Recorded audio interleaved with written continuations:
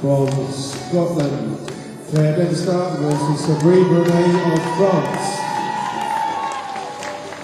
Followed by Natalie Kwong of South Africa and Kirsty Davis of Wales in the third place playoff.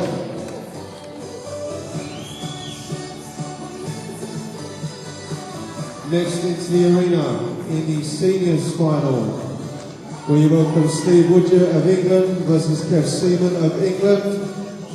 And in the third place playoff, Stephen Johnson of Northern Ireland and Ludwig Mastek of South Africa.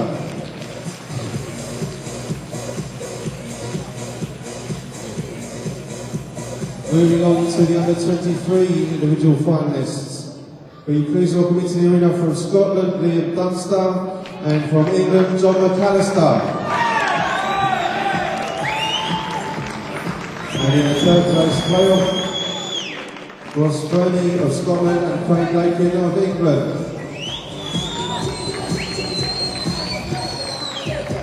And lastly, in the under 18 section, the finalists, Stuart McCulloch of Scotland and Owen Capote of France. And in the third place playoff match, Declan O'Callaghan of Wales and Lisa Glass of Wales.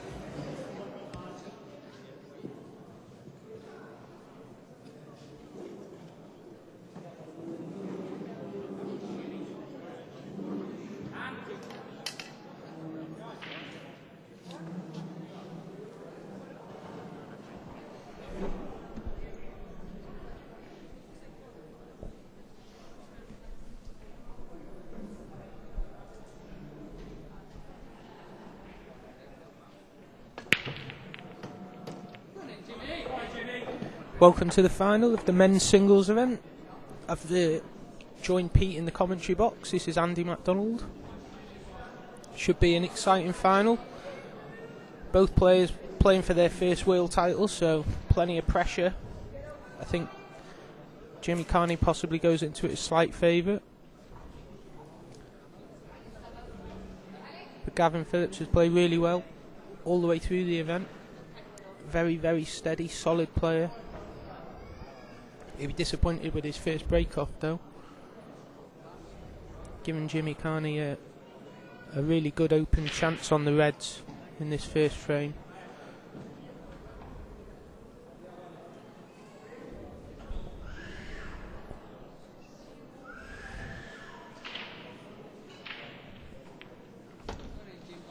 Jimmy potting one of the yellows and he's straight onto the possibly the only awkward red on the table. Ideal start for Jimmy.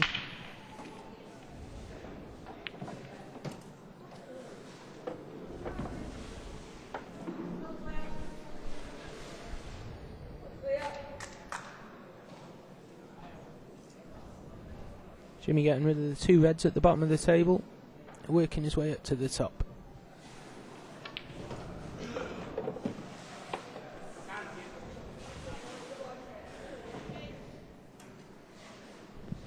Right, good afternoon. Hi, Andy. Afternoon, Pete.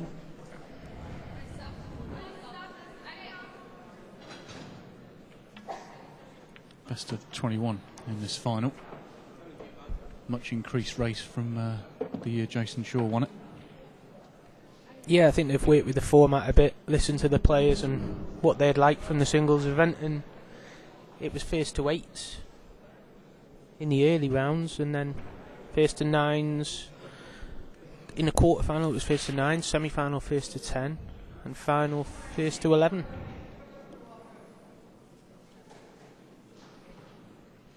You need plenty of stamina, that's for sure. Yeah, without doubt. Ladies' final going on at the same time as well between Sabria Brunet and Claire Dempster of Scotland, defending champion Claire Dempster.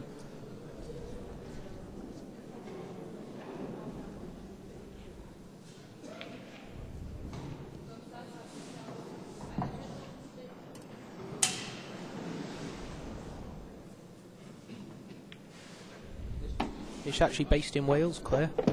Based in South Wales.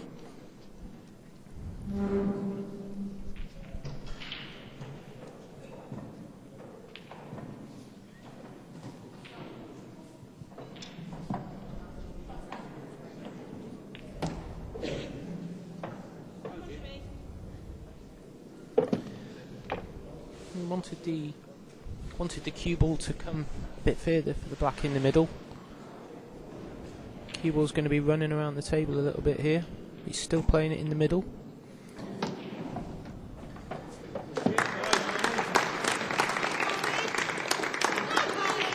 So Jimmy Carney's nerves are settled slightly. Gets the first frame on the board.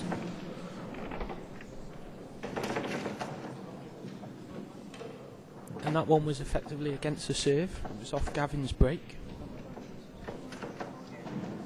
I have to make a mention about Gavin as well. I hope, if he watches this back, that he won't be offended by it, but probably not one of the players that we'd have expected to have reached the final. That he's played absolutely phenomenally this week. He beat you in the quarters, didn't he? Yeah, that's right, yeah. Christophe Thébault in the semi-final, yeah. 10-8. Yeah. Yeah, I think... I don't know Gavin that well, to be honest, but, I've met him this week and lovely guy, and... I think he's just he does the simple things very well. He takes his chances when they're there. You don't see him crashing balls in or around the table, but he's very steady. And it's possible that certain players underestimated Gavin. I certainly fancy my chances in the quarterfinals, but Gavin played really well and froze me out the match. And he competed with Thébault in the semi-final, and he didn't get phased by Thébault's slow play at all.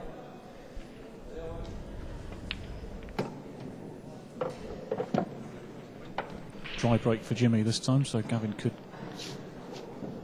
essentially win that break of serve back here. There's no comparison between the two chances, though, Pete. No. Jimmy had a really easy chance. They were all there, no work needed doing. Whereas Gavin, he's got quite a difficult layout, and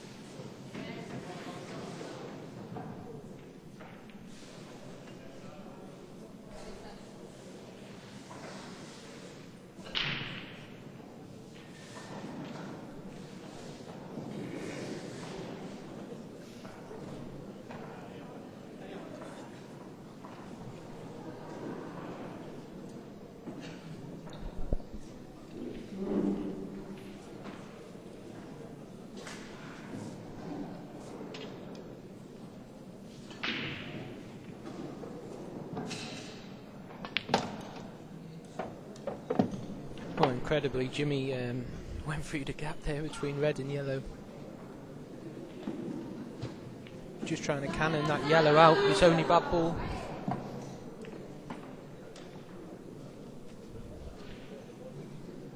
Sabri Brunet has gone 1-0 up against Claire Dempster. What's the ladies' final to? First to 8 in the ladies, I believe. Plenty of time for Claire there then. She actually just, in that frame you can't see any of it, but she's just laid a safety behind the yellow and somebody has kicked in the black off one rail.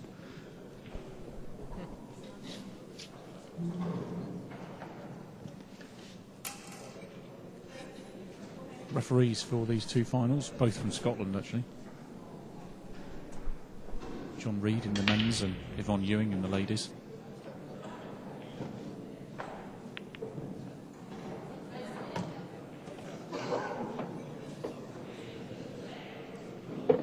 difficult this still for Gavin though, still not an easy chance.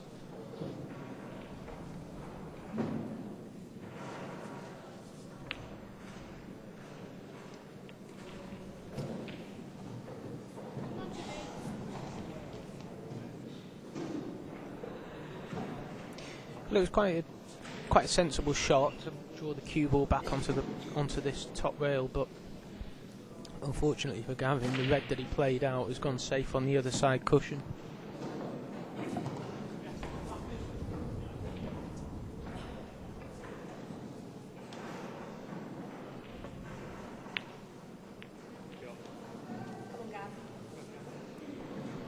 Certainly a contrast to the semi-final that we watched 2 days ago, Pete, where we had Jordan Shepherd playing against Jimmy.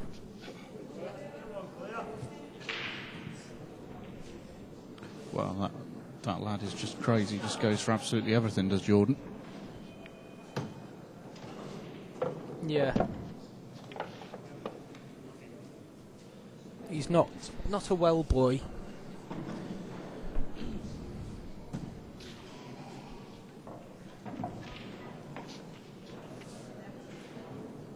Well, he's a phenomenal talent. I played in a team event with him all this week and he's been awesome. He will lose the odd frame where you think to yourself, oh, if only he'd done this or that, but he wins so many frames that you think there's not a chance of winning them from there, so... Gav just trying to open that up so that red potted along the cushion, but unfortunately for him it doesn't, and he's potted a few of his balls, so he's probably slightly behind in this frame now.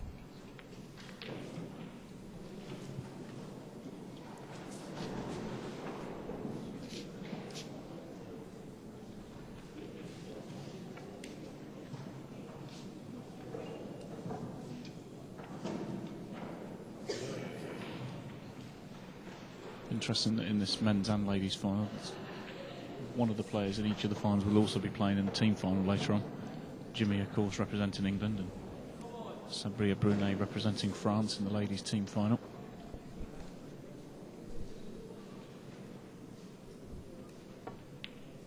Yeah, the team final's a bit of a sore subject at the moment, Pete. Wales just lost 13-12. Well, Wales just lost to France 13-12. Horrible defeat. Were you in front? No, never really. We went 5-0 down and we had to play really solid to get ourselves back into the match, and we got ourselves back in there, and we got it back to about 9-all, and from there it was always one frame in it either way. Big Phil Hoskins was on at 12-all. Unfortunate for him. He didn't win it. He lost to Bolt, who actually won all 5 of his frames in the match, so...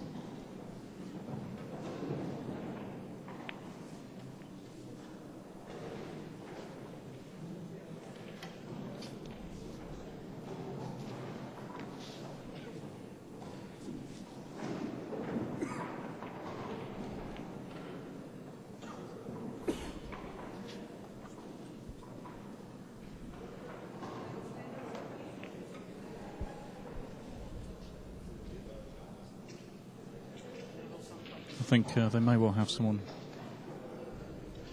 wandering about during the course of this session, trying to update the live scores in each of the individual finals. So if you want to know the scores, you need to go to qsportfever.com and just follow the links on the screen there. That'll give you all the scores and the results from the whole tournament.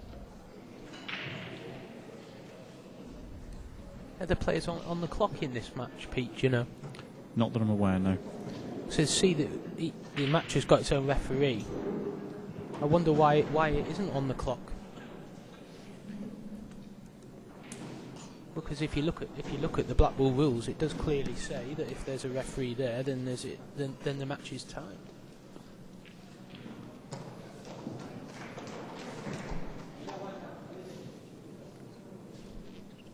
I don't know is the answer to that. You're correct about the rules. Makes a change, me being right.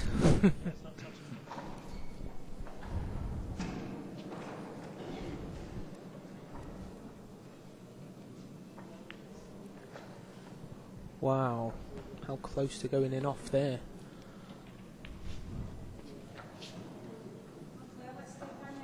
That would have been a bit of a nightmare for Jimmy if it had gone in off there, because he's in complete control in this frame.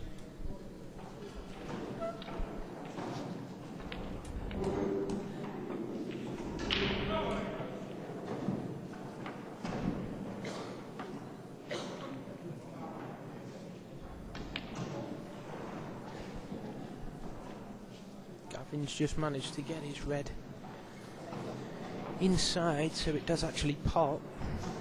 Unfortunately for him, neither of the other two do at the moment. So you wouldn't expect it to be Gavin being aggressive here, but I don't know if Jimmy's just going to try and trickle this yellow inside the red so that it still doesn't pop.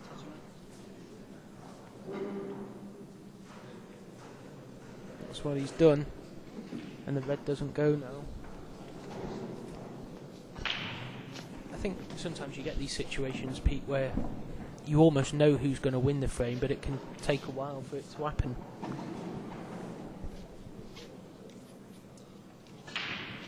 When a player's got the numerical advantage with the balls, it's just sometimes it just takes a while for to make it count.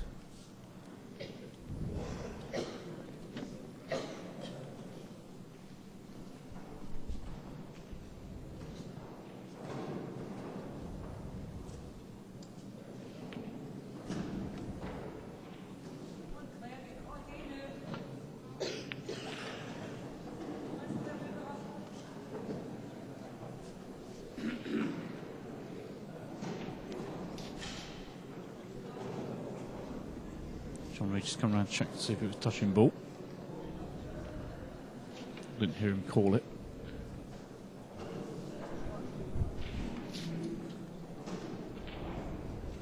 We didn't really see any frames like this in the semi-final, did we? Where both players held back on going for a finish and you know, had a tactical frame. I know Jordan won't get involved in that. No, I think there was one frame, which was like frame number 2 or something like that, which was a steady frame like that.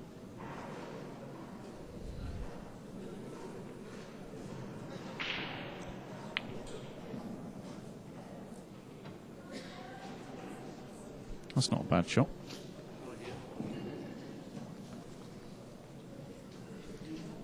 Well, Pete, I'm not. No, that's I'm right. not sure, Forget what I've said. Forget what I said. Sometimes I forget what I'm looking at.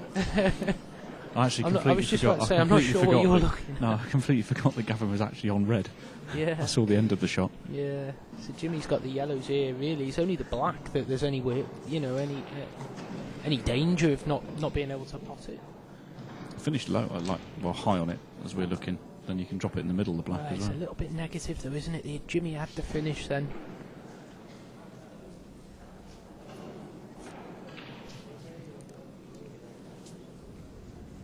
I know he's got the advantage there, but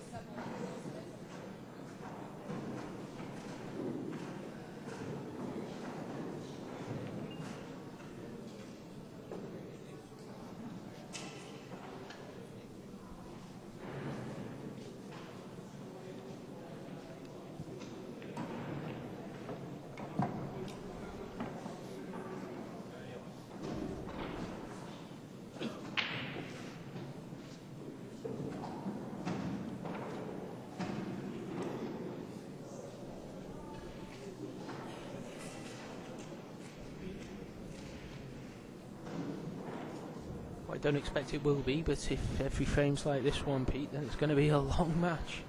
Best of 21 frames. They'll be lucky to get this finished by 4 o'clock at this rate, which is when the start of the team final is supposed to be. We're already running probably... But that's a good point, Pete, actually. I better point out to you that I think I'm playing in the third place playoff at the same time, so I might have to leave before the end of this match. Well, probably not, because Jimmy's playing he's got to play in the team final, unless he's going to run back. Well, at least he doesn't have to get changed. Yeah, true. I do.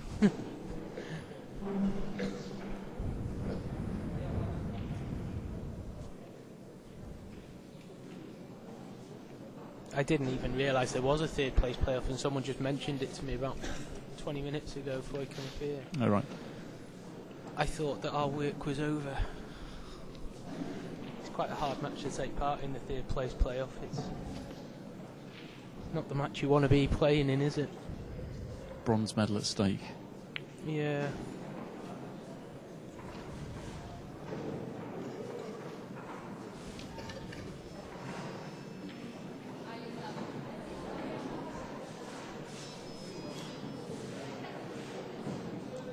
Keeping it very, very tight here, Jimmy, isn't he? If he wanted to, there's aggressive options, but he knows he's got control and he doesn't want to turn control over.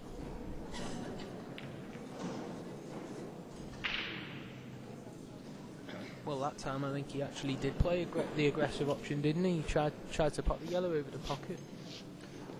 Yeah, I think he did, but the benefit here is that Gavin's only got this one loose red now. I don't think that's covered the bags. Jimmy's still got this shot to the corner if he wants it. Looks like he's going to double this yellow back across though.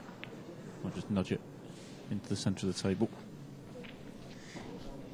Yeah, when he played that shot, he had in mind that he wanted that ball to be his last ball when he goes for the finish. So he can just drop it in and drop right behind the black down the cushion.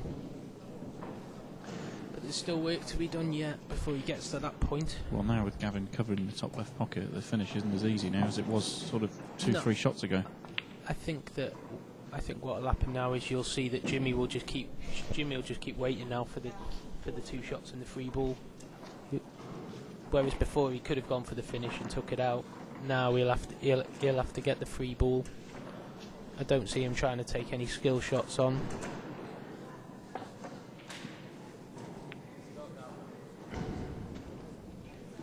Fair play to Gavin though. I mean, he's only got 3 balls on the table, but he's really working hard to try and stay in the frame.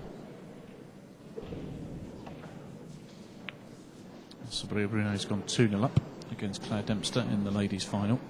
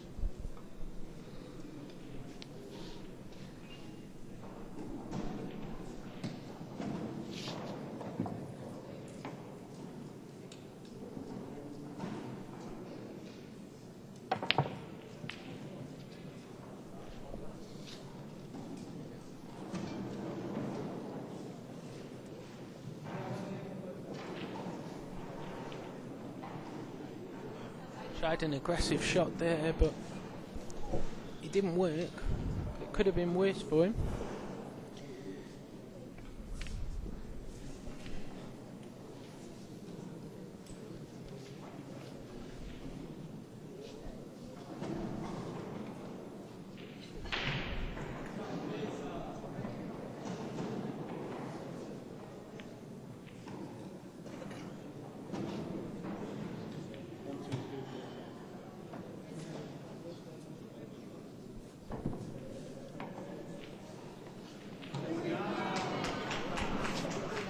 Well, with the red over the pocket, Gavin's hoping that he will have the option of a skill shot somewhere.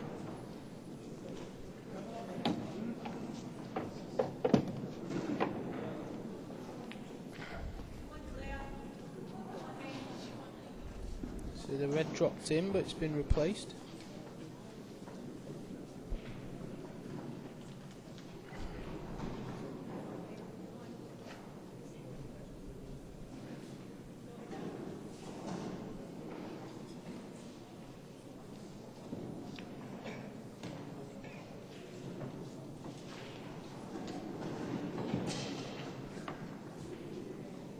Any individuals that are in the arena that are eligible for prize money, you can collect that now from the tournament office. As many players in the individual competitions that are owed prize money, it is now available from Damien in the tournament office.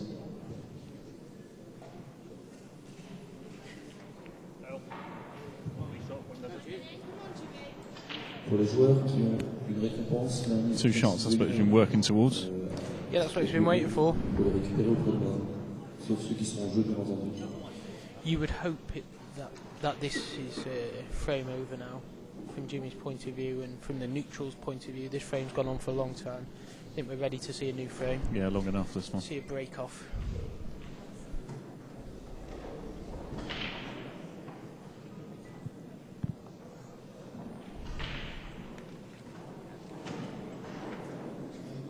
And they just mentioned my prize money's ready as well, Pete, so might have to go and get that. No idea.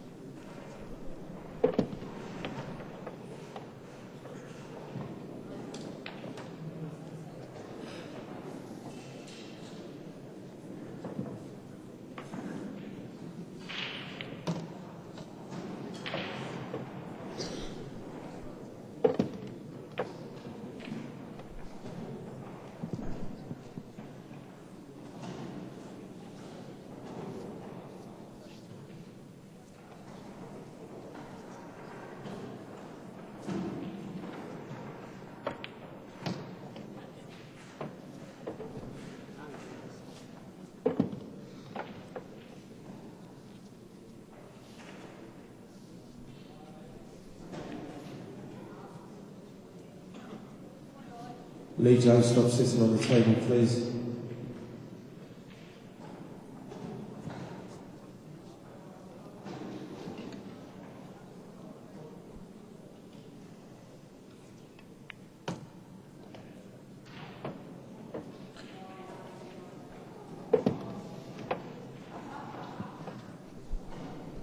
Could have some closure then. Yeah, he's landed straight on it. He didn't really want to be straight on this.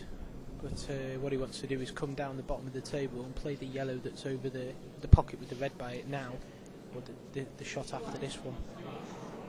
So, what's the top? That's well played.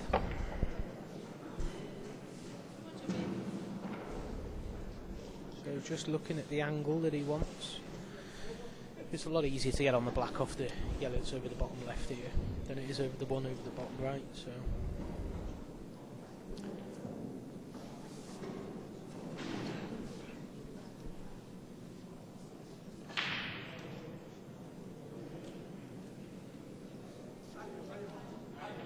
Playing it the other way though. Yeah, he's going the other way. I'm not sure why.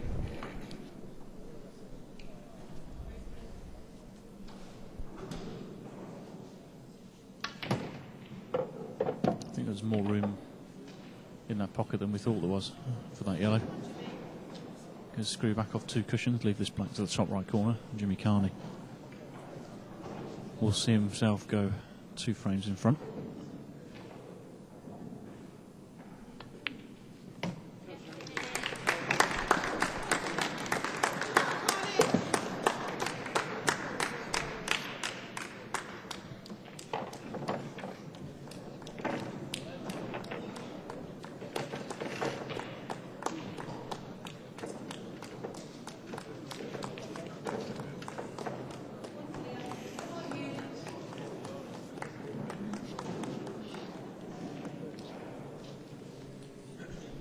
So Gavin went in off on his first break. He'll be hoping to get a better result from this one.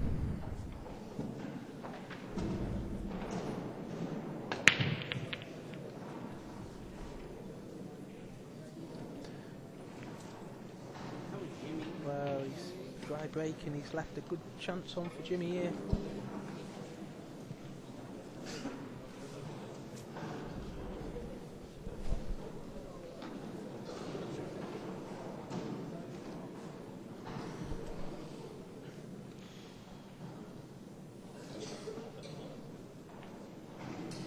Yeah, what could prove to be a costly dry break. She opted for reds.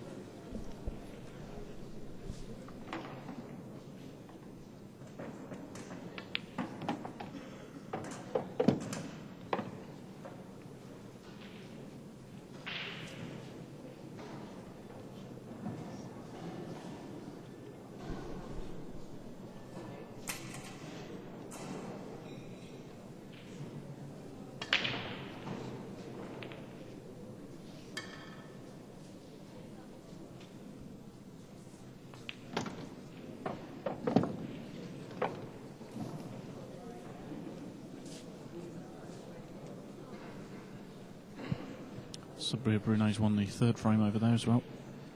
3-0 to her against Claire Dempster.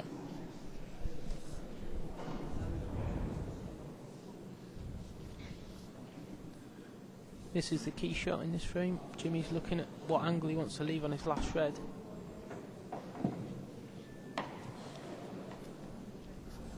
Looking to play the last red into the bottom left corner. He changed his mind on it, but he's played it well, played it really well, playing it into the bottom right. It's for a clearance off Gavin's break, this one, isn't it? Yeah, this will be the second time he's cleared off Gavin's break.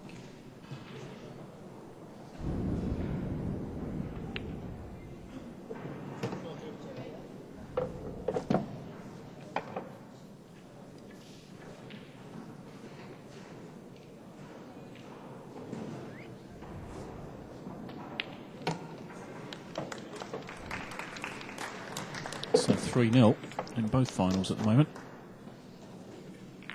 And this will hurt Gavin, breaking twice and not having a shot in either frame. But this, this particular match, a marathon, not a sprint, so I don't think he's going to be that concerned at the moment. 3-0 down. Oh, that's right, but you don't settle until you've won your first frame, and obviously Jimmy's going to grow in confidence, and Gavin will know the importance of putting his first frame on the board. Actually, when I played Gavin in the quarterfinals, I went 5-1 down, and it was just almost impossible to come back from there. Especially with the breaks, the way the breaks went, it literally was impossible, and Gavin just kept taking out enough finishes for there to never be a chance in it, and it could be that way in this frame. It could be like that in this match. Jimmy's been a little bit lucky there. He lost the cue ball on the break and it very nearly went in. But it hasn't done.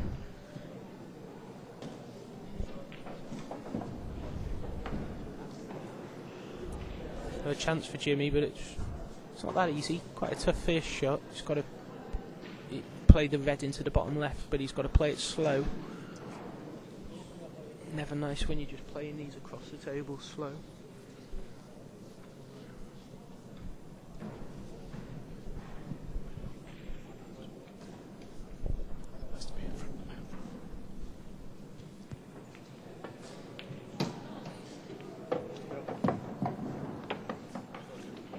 Decided to play it a bit firmer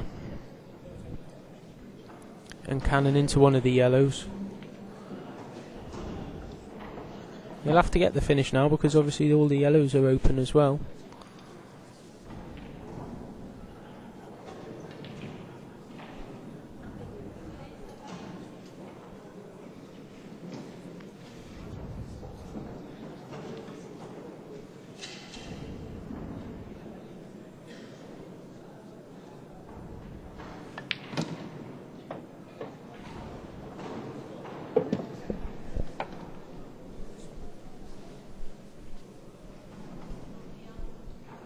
That's not ideal for Jimmy.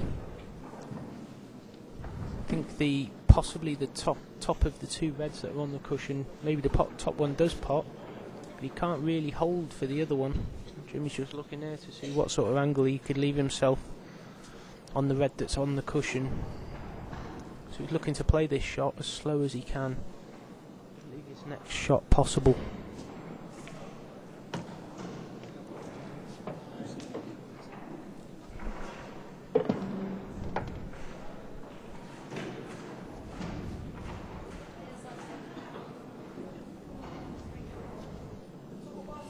So it's a big shot here for Jimmy. Not only a tough bot, but it's tough to hold position on the final on these two reds down the bottom of the table as well.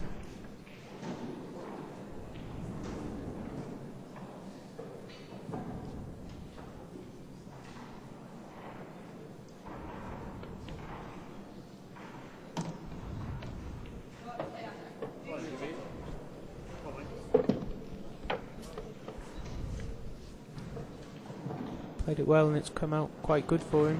Still needs another accurate positional shot here to leave him on his last red.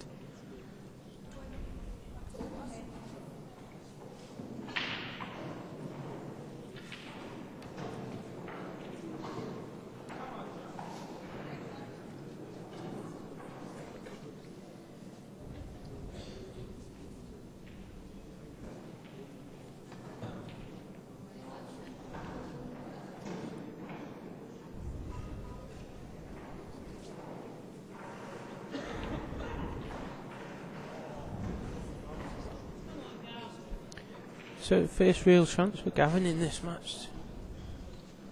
This chance to get a frame on the board. There's a bit of movement in that shot from Jimmy.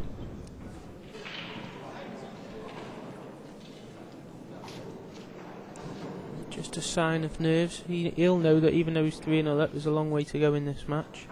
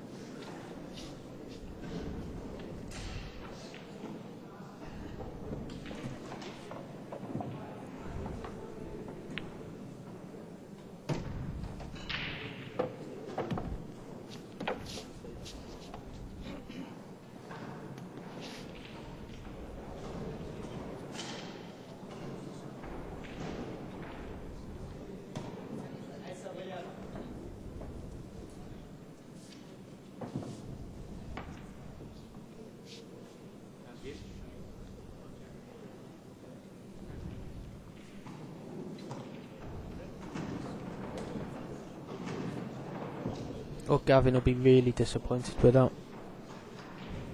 The very least he needed to do there was make sure that the yellow was over the pocket. He's left the pocket open and it's basically gifted the frame to Jimmy. So 3-0 is going to be 4-0.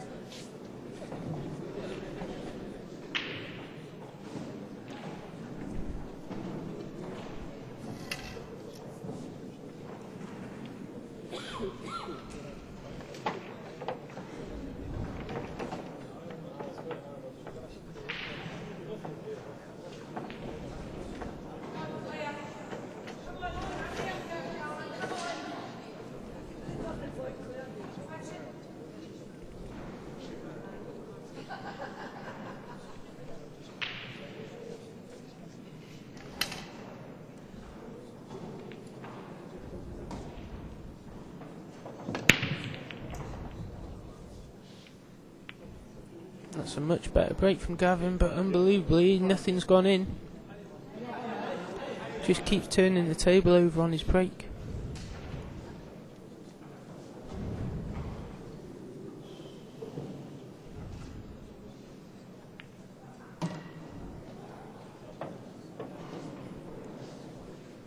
Jimmy, no hesitation, straight down, looking to take out the finish. When you see the 2 sets of balls and 1 set's got balls on the cushion, it does take the pressure off the finish a little bit. You know that it'll be very difficult for your opponent to clear should you miss.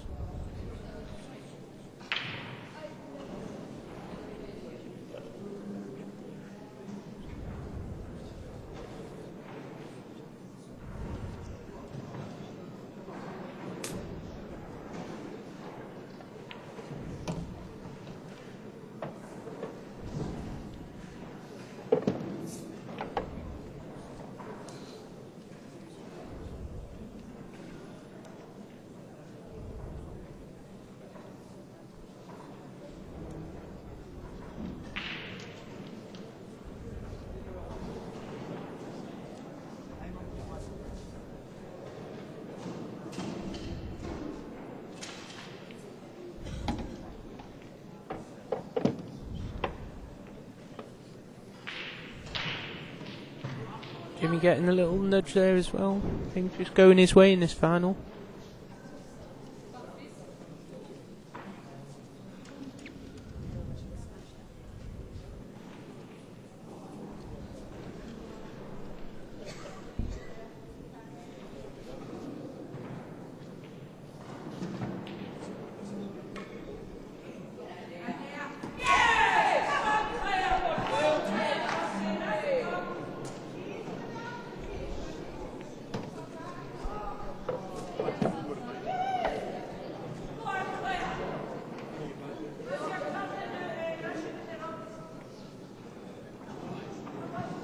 Right, I heard the cheering there. It's 3-1 now in the ladies' final. Claire Dempster getting her first frame on the board. Something you feel that Gavin might have to do quite soon, Andy?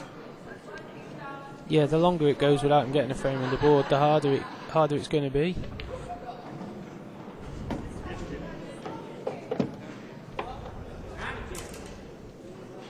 Just drop it. Is he going to try and play this down the long rail? We're going to find out. I'm not sure. That's a good shot.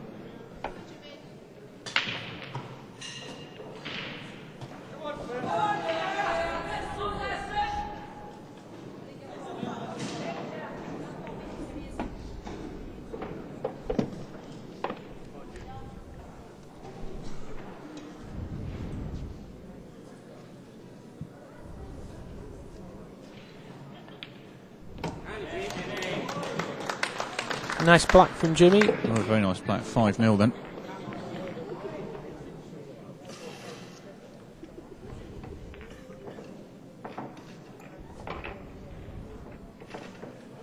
quite sure where Jimmy's from. I know he's from Essex way.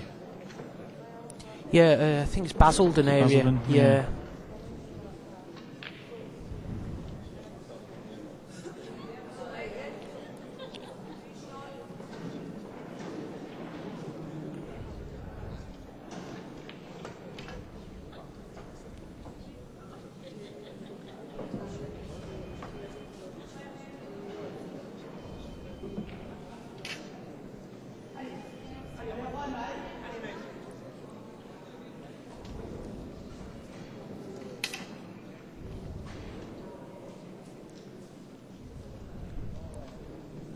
So the break-off's been a lot more successful for Jimmy than it has for Gavin so far. He's trying that second ball down break as well, I've noticed.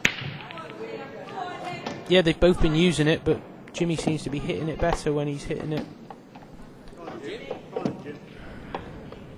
So it's going to be the reds for Jimmy. He's got one ball that he needs to develop or open that's next to the black.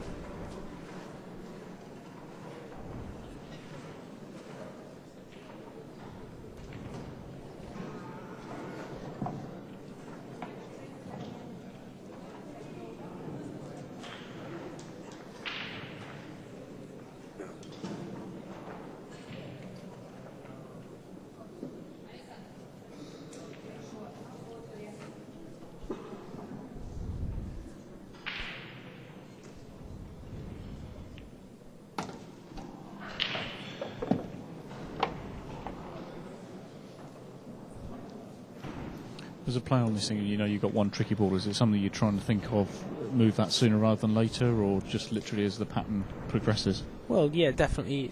Usually the ambition is to try and move it as soon as you can, but on this occasion Jimmy's balls are split into two halves of the table, so he wanted to remove the reds, the three reds that are in this bottom half of the table. Then he'll have to work his way up from this shot up to the top half of the table, so he'll be looking for an angle off the next ball. The next ball's the one which he'll really want to be able to just open that bad one out. It's dropped, but he's not on one, I don't think.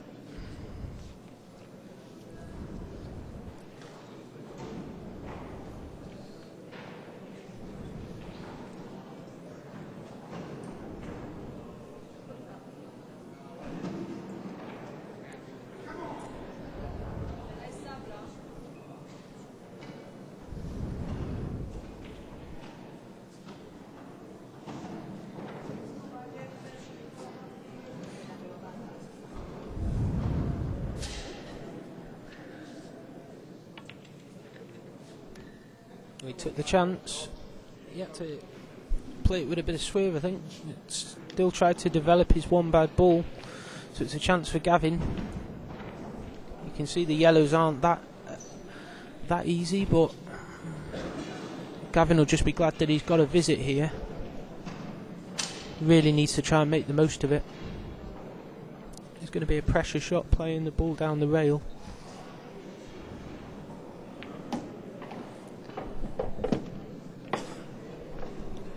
But made his mind up. He's got to go for it now. Big shot for Gav.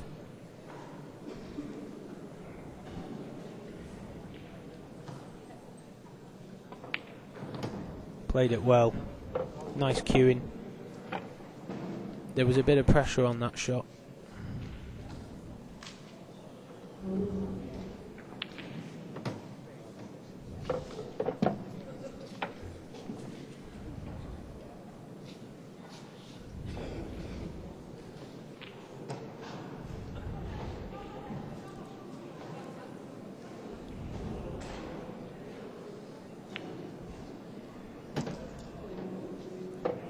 And he's perfect there.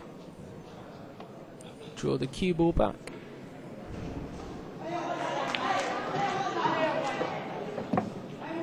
Nice finish from Gavin, that'll do him the world of good.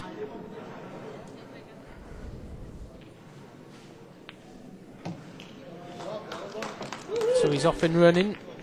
First frame on the board, still trails 5-1.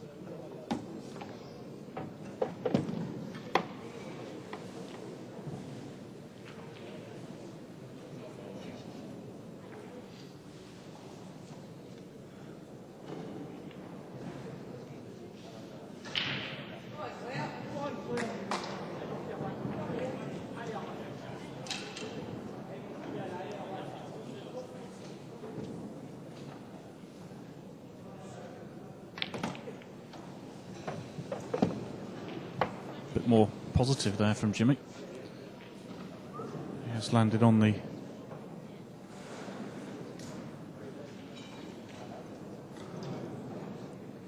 red to right middle. Tricky little cut. Doesn't really have another option at the moment.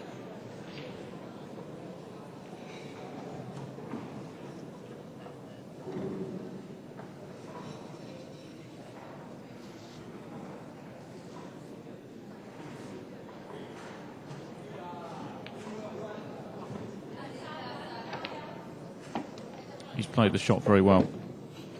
Just needs to make sure he holds for one of these reds to the corner.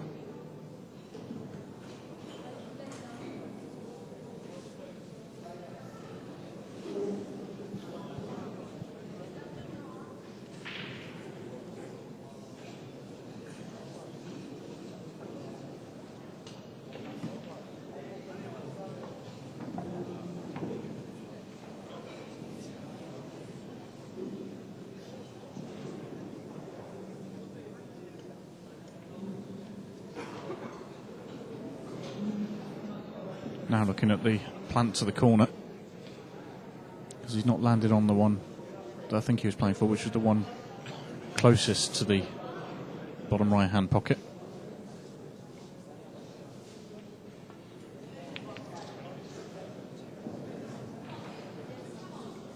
Just playing a kind of contained shot there, really.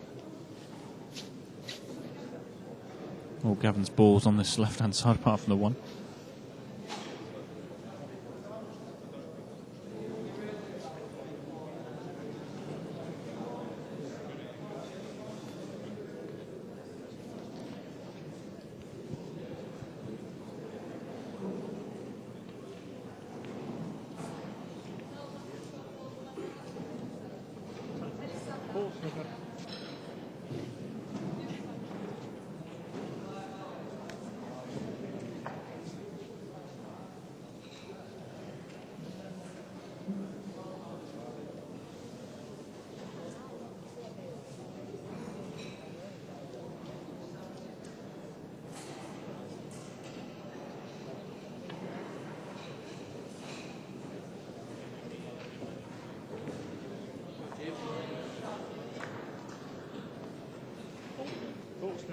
Good safety there from Jimmy Carney.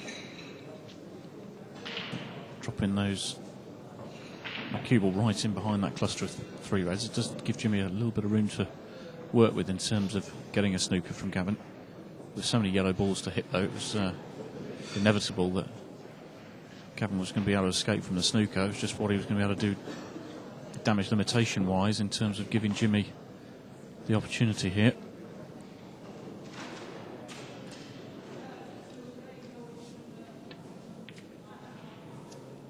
That's unusual. Didn't expect him to miss that. It wasn't dead set into the corner. He has had to make the plant.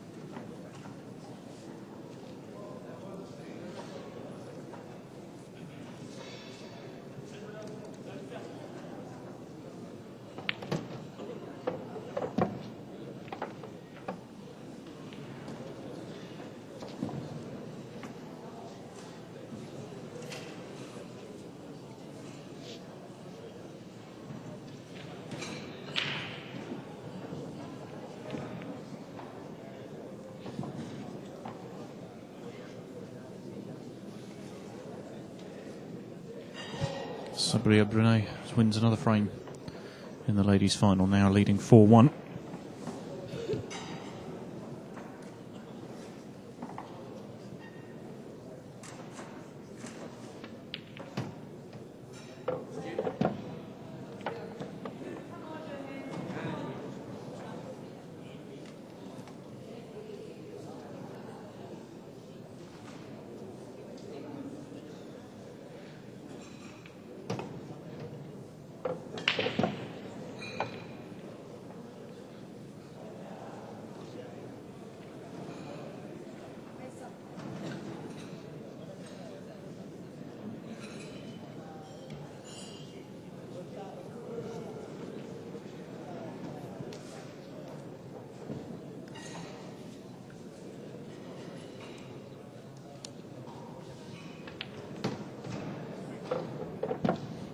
Given the opportunity again, Jimmy, so I'm trying to do about 3 things at once, trying to run technical support, and I'm also recording the ladies' final at the moment as well, so, but it's old style recording with tape, so I'm going to change the tape over.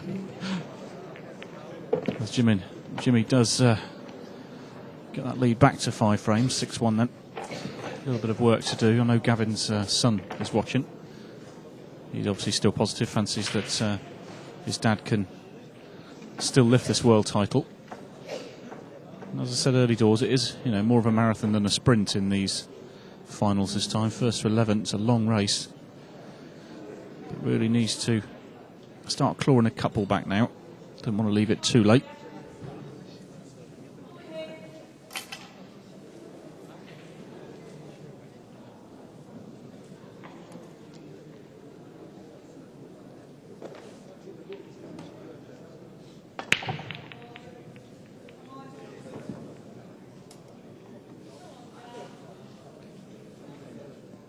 Decent break, split some nice, but no ball potted, so good chance then for Gavin here.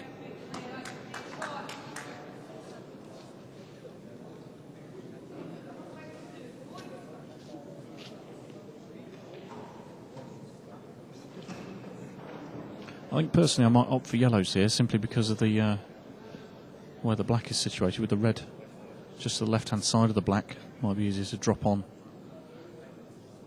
the black from that last yellow at the top of the screen. Just develops that one yellow across.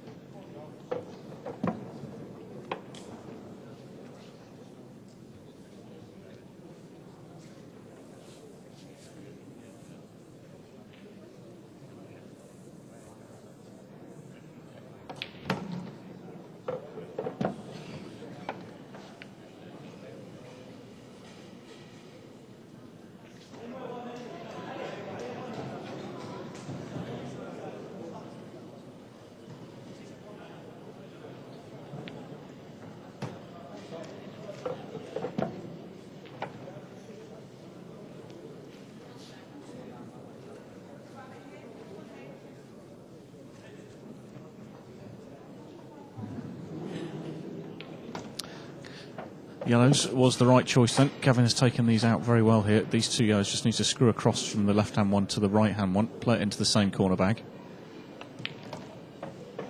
and just roll this in, and should be able to just knock the black into the top right corner pocket. Give him a little bit of confidence, settle him down a little bit, I think, because he's actually been able to get his hand on the table here and actually pot some balls without any need for any safety play.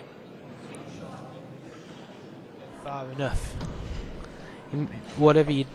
This is sort of shots where you just make sure you take the cue ball far enough. The last thing you want to do is snook yourself on it. Yep, good finish, very good finish that from Gavin.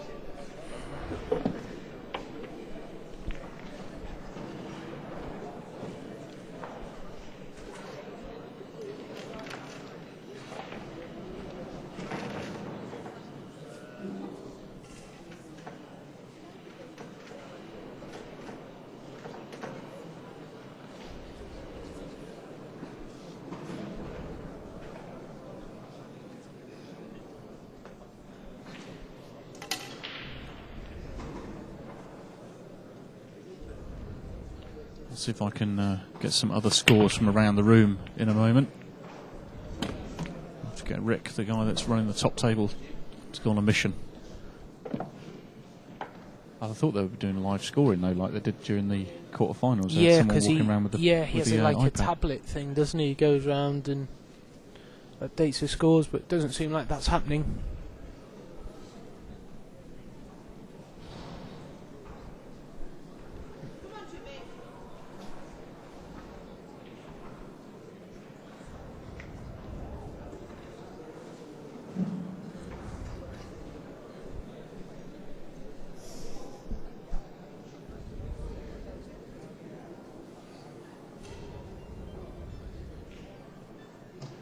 Interesting to see how Jimmy plays this. I think he's trying to double the yellow back into... Well, he's played the yellow over the pocket, so he's taking the yellows. He potted the red with his free ball. It's amazing how many times just moving one ball completely opens up a frame. Oh, absolutely, yeah. Just picking up one shot can leave you an easy finish.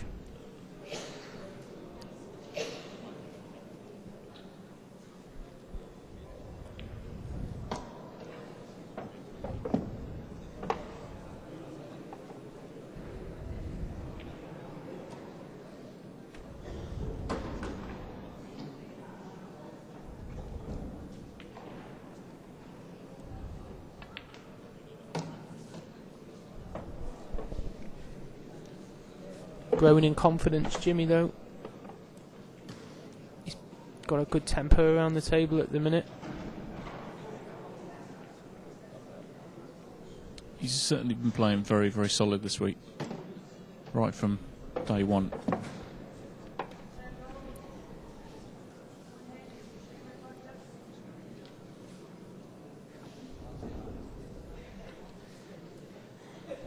Just like no negativity about his persona this week. When he's around the table, he knows very, very assured and quite calm around the table.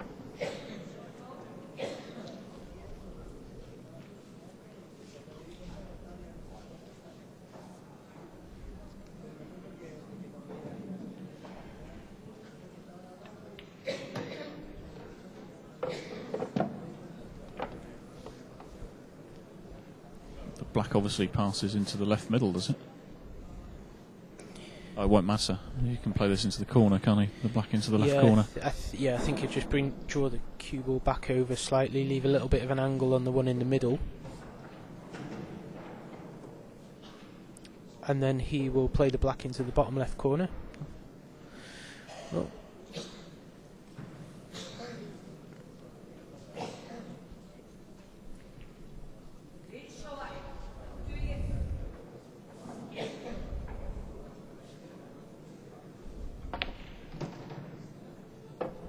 Let's go in the middle. Well, the way he's played it must, yeah.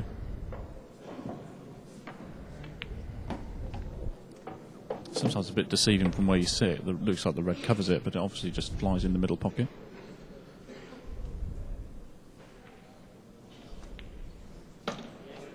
That's 7-2 then.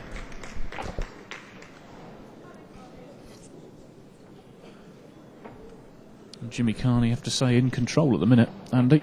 Yeah, in full control. And the way the tables break as well, very quick cloth. You'd have to say that there's no way Jimmy won't get 4 very good opportunities between now and the end of the match. And 4 frames is all he needs, so it's a huge task for Gavin to be able to win from here. I think he'll need a lot of help from Jimmy.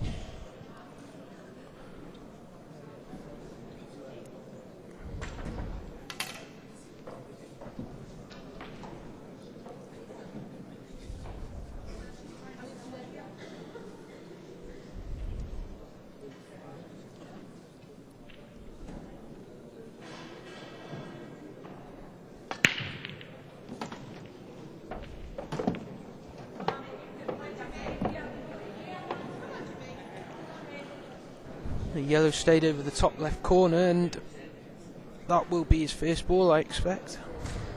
Another really good opportunity for Jimmy.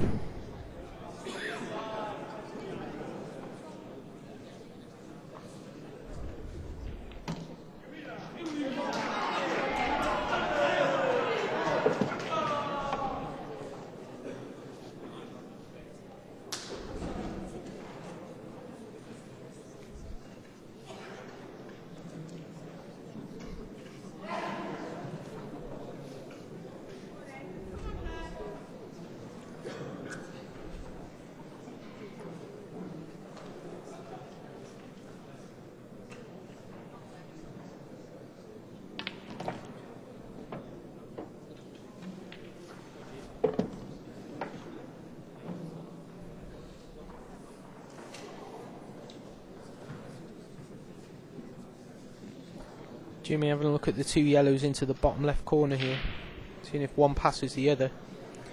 If it does, he'll play for it now. Talk about the yellow that's closest to the 8 ball.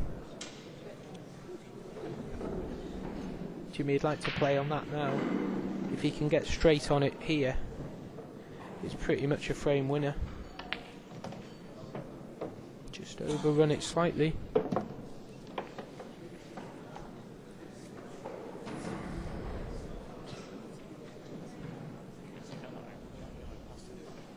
Yeah, that's what I was just saying, Pete. Yeah, I think the yellow does pot into the bottom left corner, but Jimmy would have liked to have been straight on this. I see, yeah. A little bit awkward.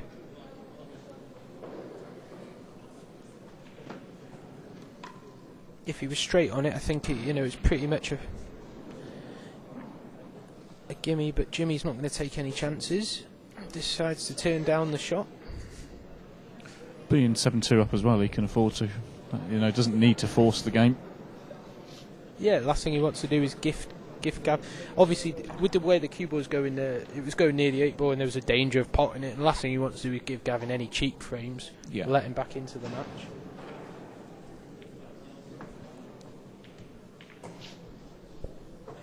Good cue ball from Gavin.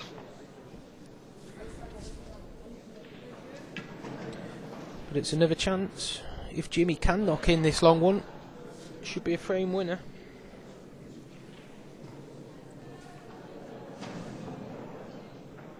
I think the way Jimmy plays, he always tries to play the shots with an element of safety as well. I expect he'll be playing this with top and running it down to the bottom cushion. But how well's he cued that? Cued it really well. I think he took the pressure off the shot a little bit by where he's played the cue ball, which is a sensible way of playing it. And he cued that really good. He'll be really happy with himself there. He knows he's got the advantage. He's got momentum. If he keeps knocking in pots like that, then he's going to win by a comfortable margin.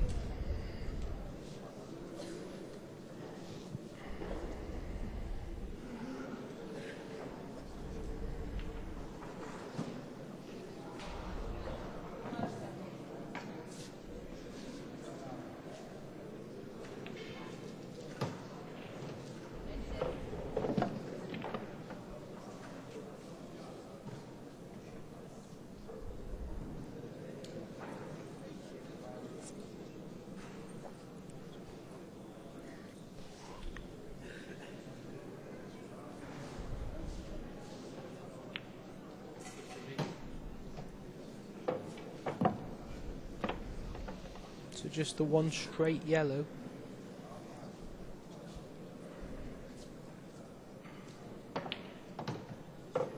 And it goes. Yeah, again, nicely cued. 8-2. It's a 6-frame lead again. I was talking to Jimmy at breakfast the other morning. I didn't realise. Normally his wife Kim is at these events as well. She normally plays for England. Yeah. But they're actually expecting their first child. Yeah. So congratulations to them. So she decided not to travel for this event. Just thought I'd pass on congratulations if Kim is out there watching. I'd be surprised if she isn't. These two just nipped out for a short break. Actually, it's just Jimmy that's gone out for the break, actually. Gavin stayed in the arena. Ladies still battling at 4-1 at the moment to Sabria Brunet of France against Scotland's Claire Dempster. Surprised to see not all of the Scottish team are actually here with Gavin watching this match. There's a couple of them there, but there's a few of them missing. I think they'll be in the bar, probably where I should be, having just lost their semi-final as well. Unless they're psyching themselves up for a bronze medal match. Probably not the case.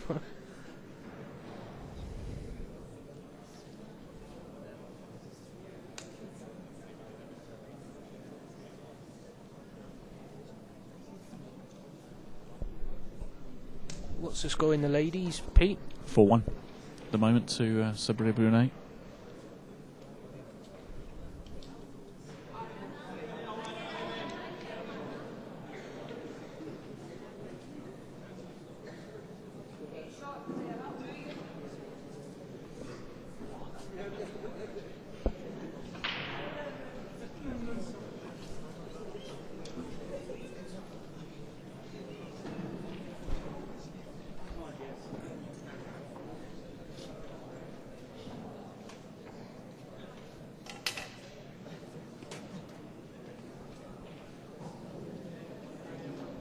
What can Gavin get the break working here? Can he make a ball? Can he get this pack split open? Again, second ball down. It's strange, isn't it, how they're both using the same break. Jimmy's been hitting the second ball as well. They're both using the same break. But it's been working so well for Jimmy, and Gavin's just been dry every time. And it's really, well, it's really costing him a chance of a world title here, because he's lost a lot of the frames that Jimmy's won have been straight off Gavin's break. With the break, though, I mean, fractions of a millimetre can make a massive difference from where you position that white ball to where you hit the pack. Oh, absolutely, yeah. So it's funny because, as you say, they're both using the same break. Gavin's obviously seen the way Jimmy's breaking and decided to try it from exactly the same place. And strange how it's not worked.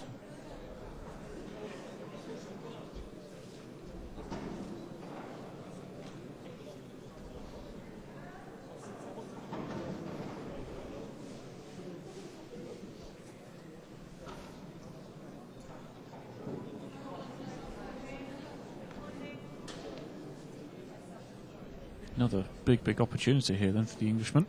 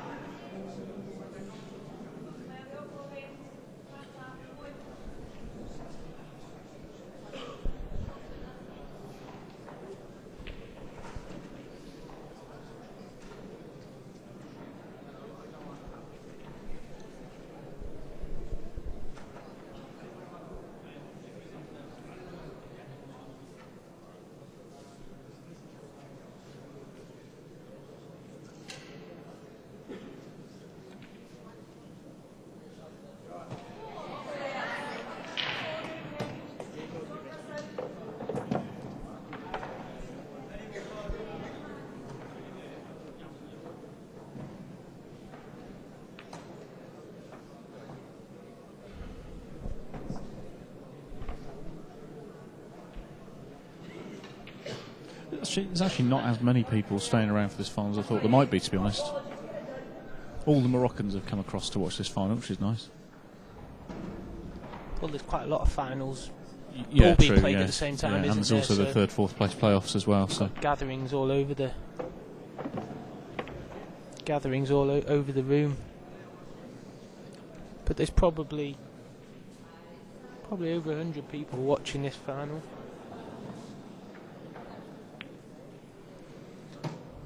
So, a test of Jimmy's cueing here. He'll want it in the pocket or over. Put some pressure on Gavin if it doesn't go in, but he'll be looking for this to go in. that far jaw again, that pocket this week has been causing all sorts of problems if you hit that far jaw. Well, it wasn't right in the heart of the pocket though, was it? Or they do always go if they are, so... Like I said, if it didn't go, he wanted it at least over the pocket so that Gavin was under immense pressure when he comes to the table. But from Gavin's point of view, just be glad to get his hand on the table and some sort of opportunity. Whether he's going to look to try and pot one and then try and find a snooker, or whether he's going to feel he's got to try and take something on here.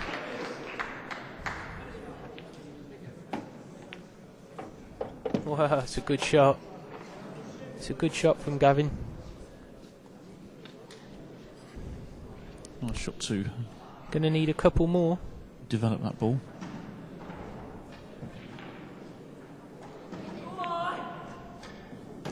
Taking the most difficult of the reds first.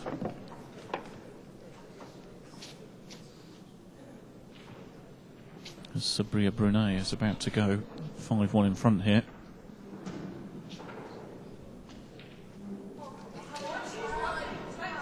She obviously doesn't want it because she's missed the black and left Claire Dempster a yellow to right middle.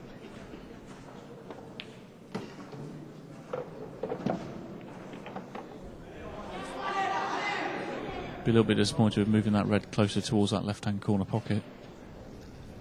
Well, he's got a decision to make now, hasn't he, Pete? Because if he wanted, he could use a skill shot on his last red, the one that he's just knocked nearer the black. The black's right inside the jaws, so if he wanted, he could.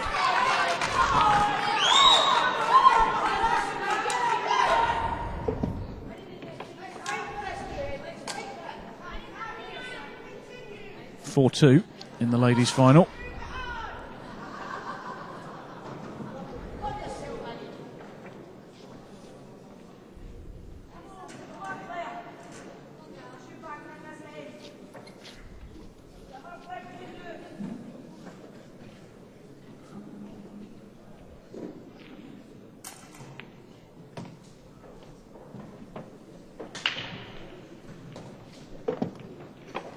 It's tough from here. Is he thinking of sending this cue ball top cushion? A little bit of check side down the right hand side here. No, he's not. He's drawing this. He's just trying to leave the skill shot, Pete. So it's just red onto black, but he's got to hit the black absolutely sweet. Bang in the middle. Both balls have to drop here, so the red or it will be a foul.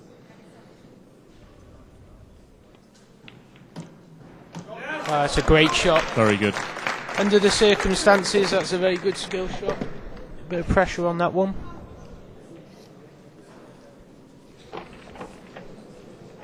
I think if he'd missed that, then he knew the match was over. Even with it going in, he knows he's miles behind. But the difference between a 5 frame and a 7 frame deficit.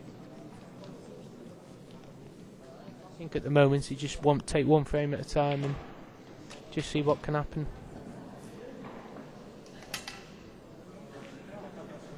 Let's see how the second ball down break is going to work for Jimmy again this time.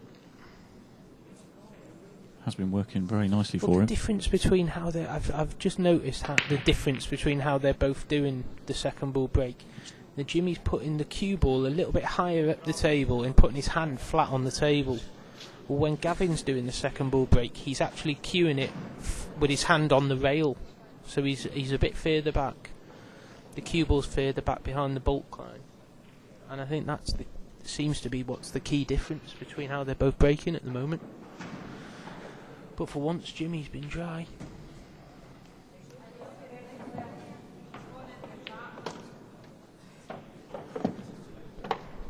Gavin was hoping to just get a little flick on the yellow, which would have freed up that only bad red at the top of the table.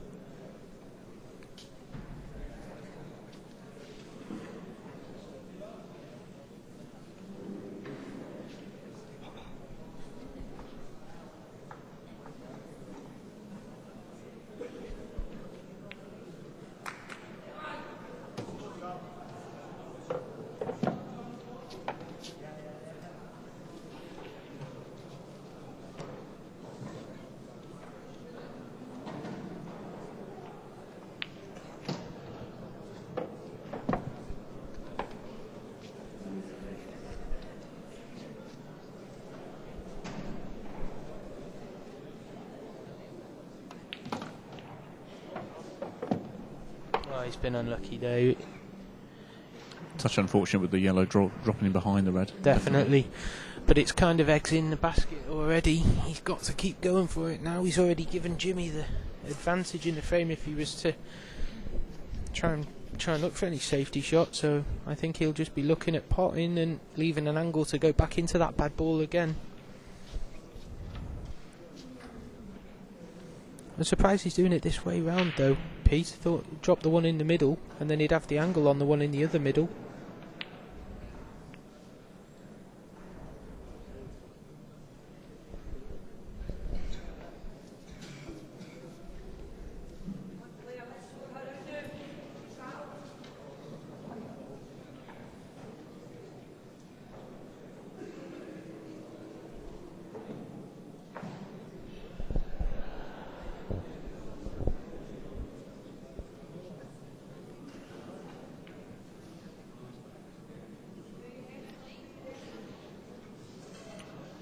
Thanks for sent that message. John McAllister of England currently 4-3 up in the under-23 final.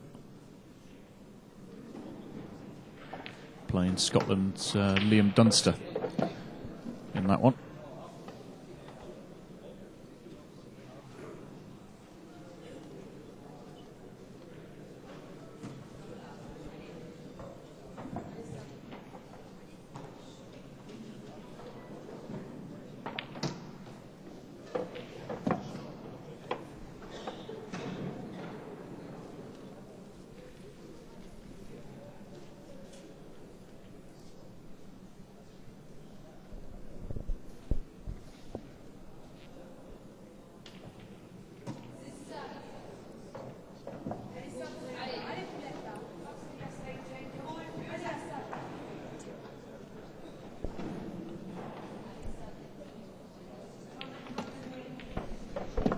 He's left the angle to move this. Yeah, so Jimmy's just going to pop the yellow into the top left and hope to bring the cue ball into the red, where he's aiming his cue now. Contact with the red. He'll be looking to bump it onto the cushion so it doesn't block the black as well. Pretty much frame ball if he gets his shot right. He didn't get it right. He caught the yellow.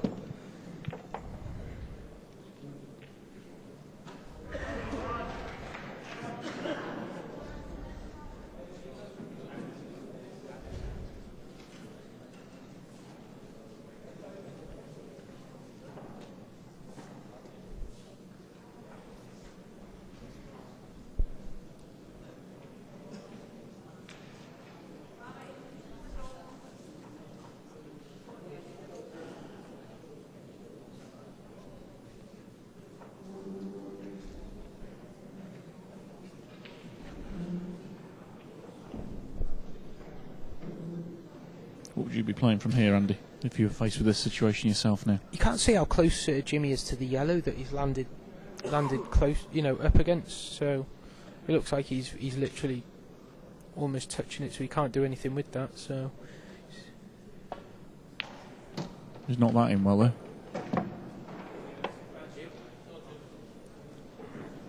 Cued that really nice hampered over the top of the yellow. yeah, And on the cushion rather than on the table as well. yeah, he did. He cued it well. He would have been hoping to have been the other side of this yellow with the cue ball, so he could have got down easier onto that one that's up by the top right pocket. So I'm not sure how he's going to get up there. He's playing it with top. It's quite close. These are horrible shots. When you're close to the ball like that and you're playing it with top, you're always wary of double hitting it with your cue going through.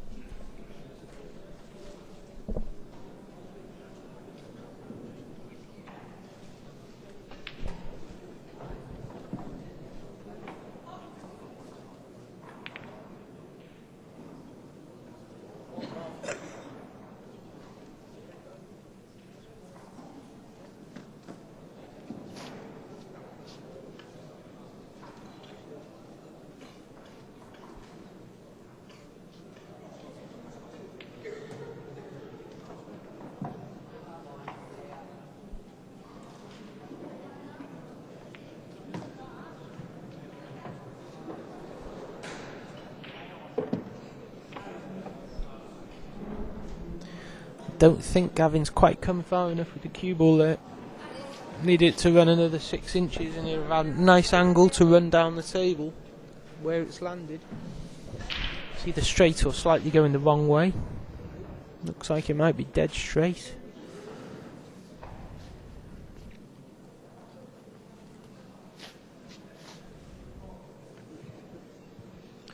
dead straight. He's just going to have to leave himself a more difficult red to the corner, I think. Yeah, it's not nice. Well, he's queuing up at it. That is a great shot. Well, fair play. Fantastic shot. Very, very good.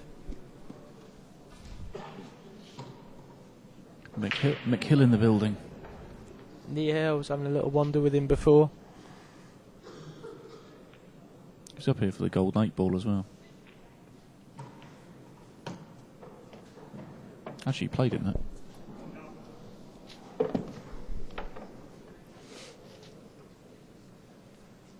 Turning his hand to 9 ball, I believe, for next season. No, sticking with 8 ball. Is that what it Yeah, is? he changes his mind all the time. All right. Yeah, he's sticking with the IPA tour. That's a hell of a pot. Yeah, it's a good finish from there. He did well, did Gavin there. So it's 8-4.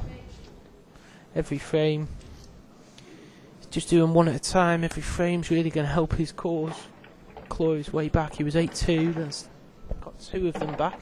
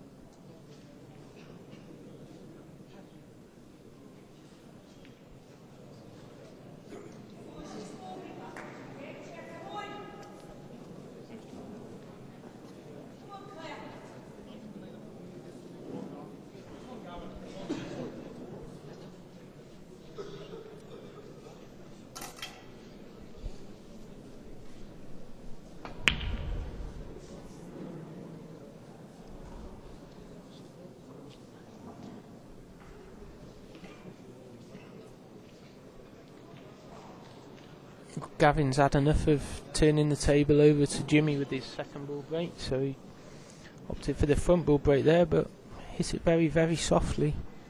Even though he's hit it softly, he's actually left quite a good chance here for Jimmy. He can pick these off.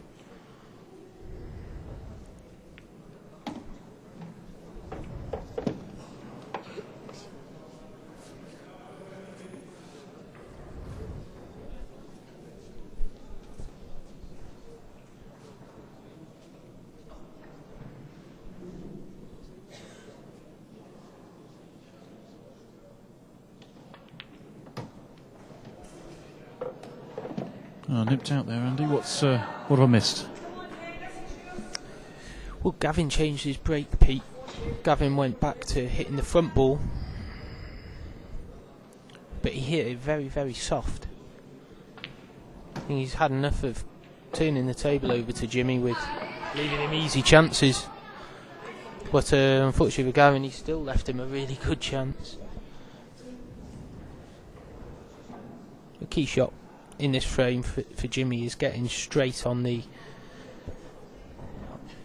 red that's just below the one that he's playing now over the middle. If he can get straight on that, then it's a frame winner. If he's got an angle on it, it could be a little bit tricky to control it, but it's a good chance from here. This is the key shot. That's okay. It's not too bad. Brunet of France has taken another frame, so it's 5-2 now in that one.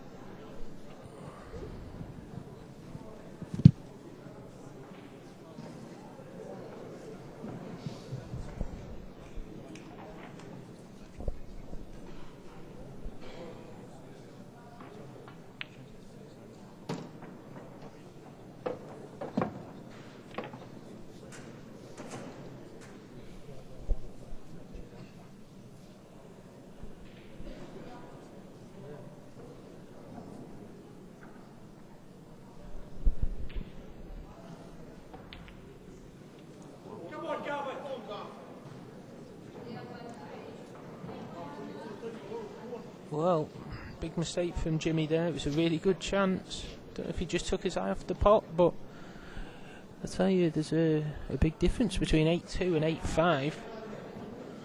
The 10 minutes ago it was 8-2 Jimmy Carney, and it's looking like every chance of going 8-5 now. Makes the next frame a biggie. I think with that shot, I think there's a possibility he was concerned about not getting on the black. So you might be right, he's taking his eye off the pot in order to move the yellow, knowing he was going to be on the black.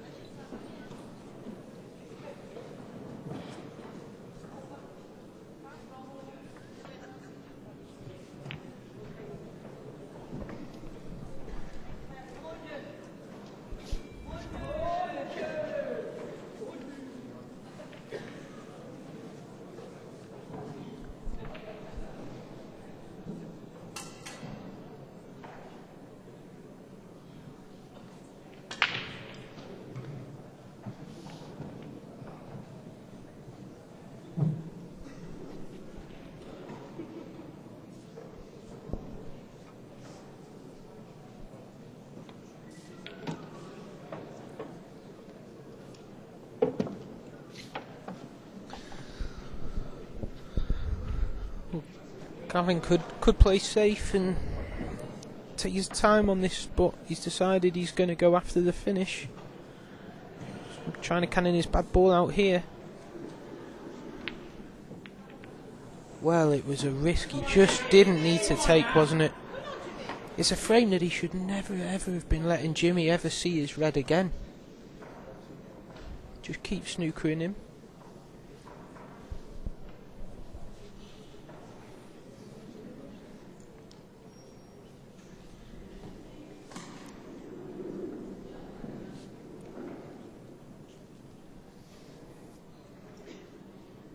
Right, it's the first time all week that Gavin's made that sort of mistake. Every time he's had a chance you'd expect him to get, he's took it.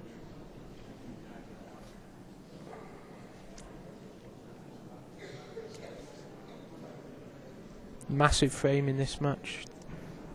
Huge for Jimmy if he can still end up winning this frame. I'm not sure if the black goes in the middle or if he's just playing for the double. Yeah, he's having a look now. Yeah, playing for it direct in the middle.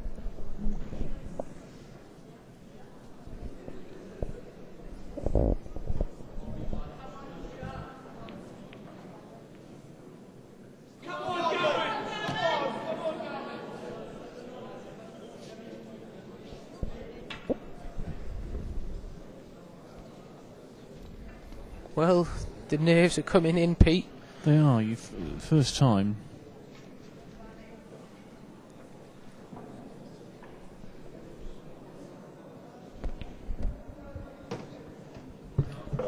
First time Jimmy's starting to show a little bit of emotion in the match. I was about to say that. He's been performing admirably so far in this match.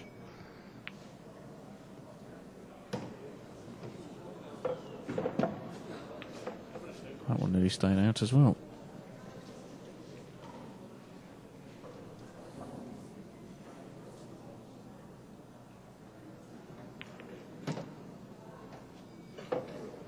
Should just be roll-ins from here. Jimmy frustrated with himself though, he's ended up overcutting that black. There's a number of missed balls we've seen into that middle pocket as well this week. We watched back over our coverage.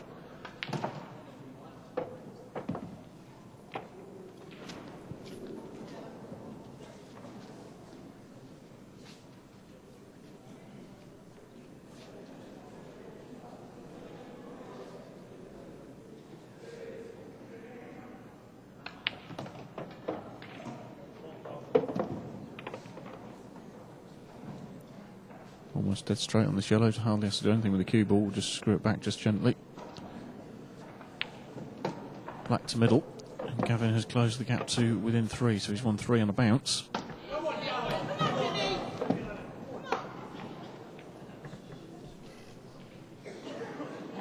Good news for those Scottish fans up there.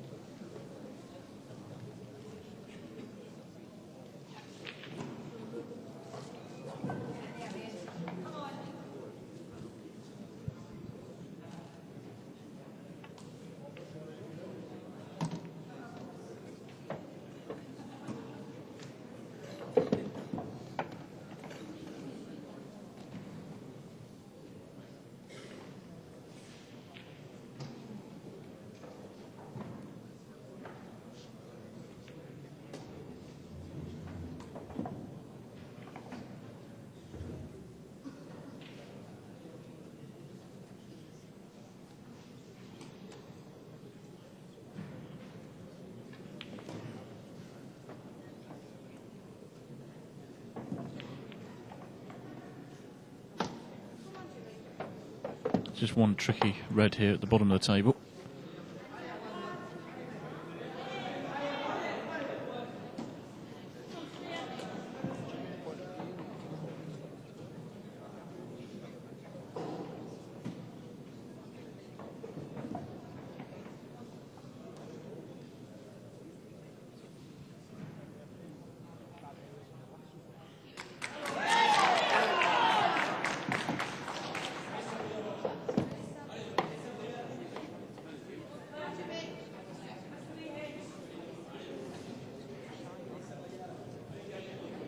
and came right the way around the back of it.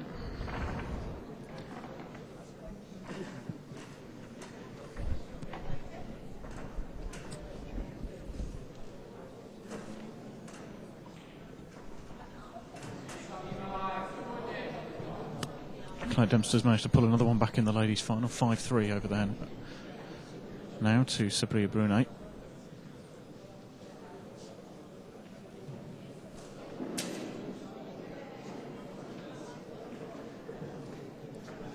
John McAllister is 8-5 up in his final against Liam Dunster.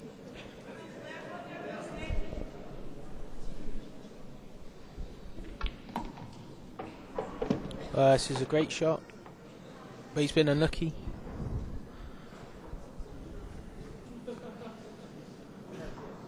A good shot to move the ball, but yeah, as you say, unlucky that the cue ball stuck behind the yellow.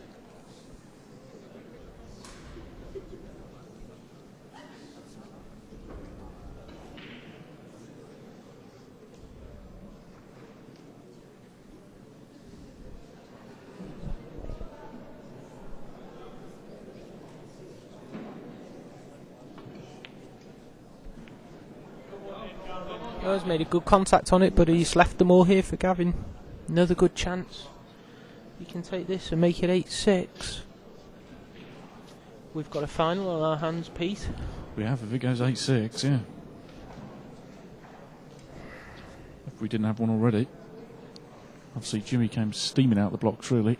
Well, I think at 8-2 we didn't, if I'm being honest. There was only one winner, because I said to you at the time, there's no way that Jimmy won't get 3 or 4, you know, very, very good clear-cut chances, and Gavin would need Jimmy to, you know, sort of trip up over the line. Well, to a degree that's happened. Jimmy's had a couple of good chances, but Gavin's kept plodding on.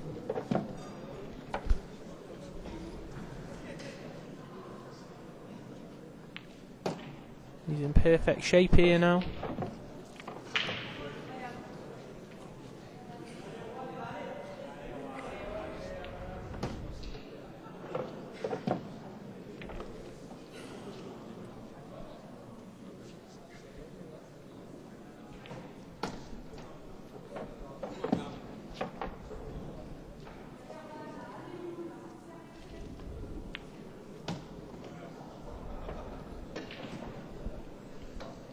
So this black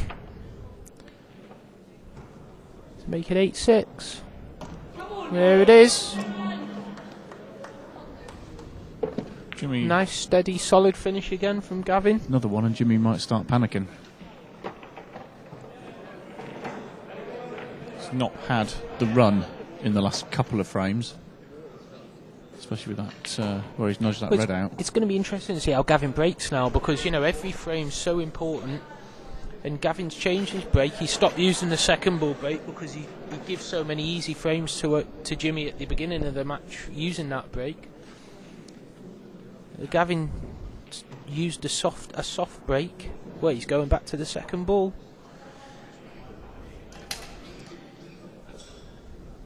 But if you look at where he's putting his hand, Pete, on the table, he's still got his hand on the side rail, whereas Jimmy puts his hand flat on the bed when he plays that break. He's tried it and it's come up dry again. Why not try the other side?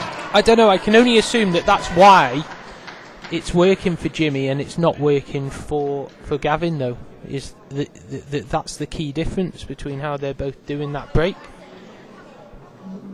But it's another chance for Jimmy.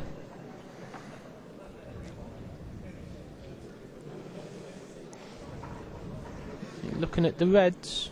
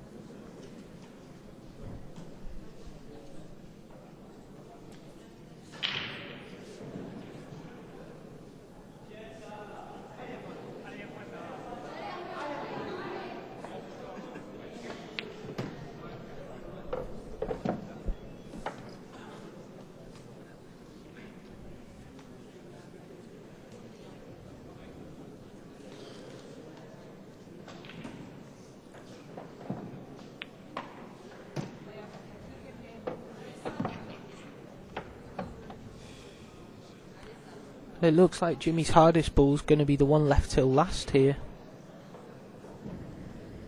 Not ideal.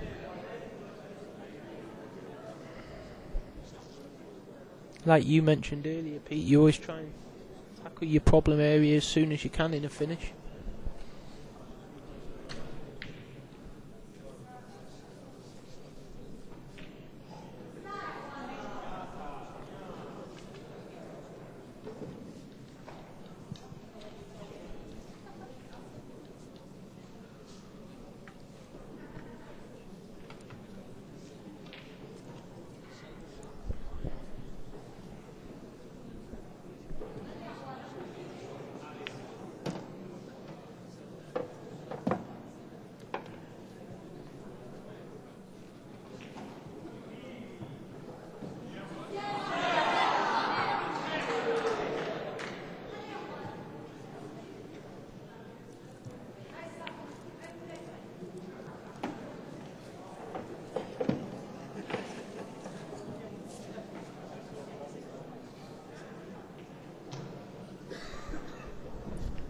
So it's the big red up into the top corner.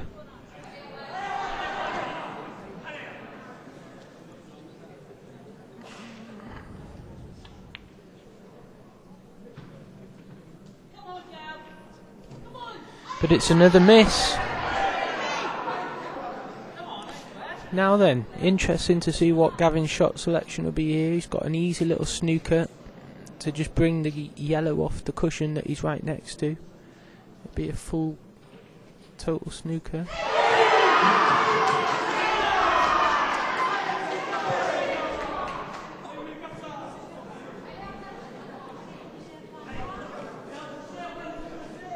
think he would have liked to have just bumped it a fraction more off the cushion than that. It's still quite tight when he comes to having a go at a finish. It will drop in if it's his last ball, which possibly it would be with where the black's situated, but Jimmy's in a total snooker here. And he's had another good chance. Just needs to keep his head together at the minute, because he's had a couple of chances in the last couple of frames and has allowed Gavin to get back in. I think it's only natural when you take an 8-2 lead in a world final that you're going to start thinking about becoming the world champion. That's possibly what happened to Jimmy.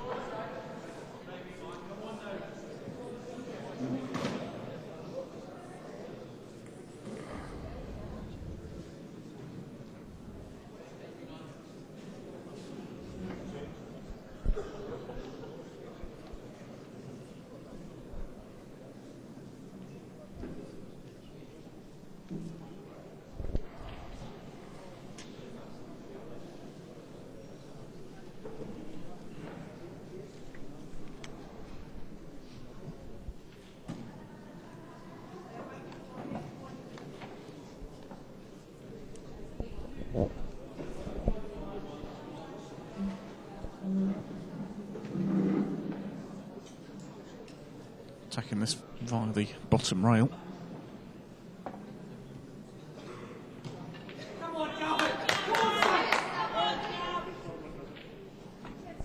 So 2 shots for Gavin to get him back to 8-7 here.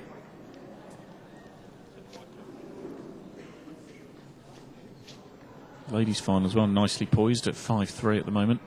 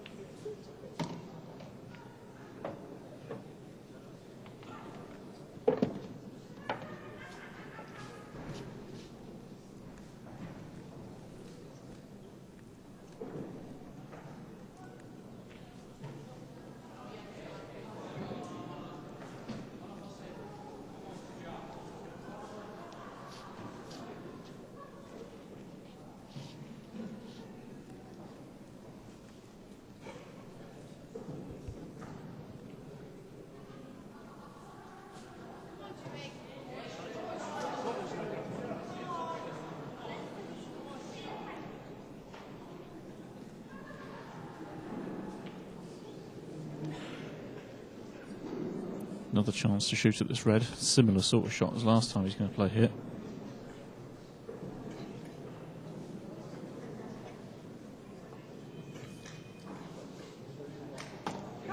Still missed it. 2 shots again to Gavin Phillips.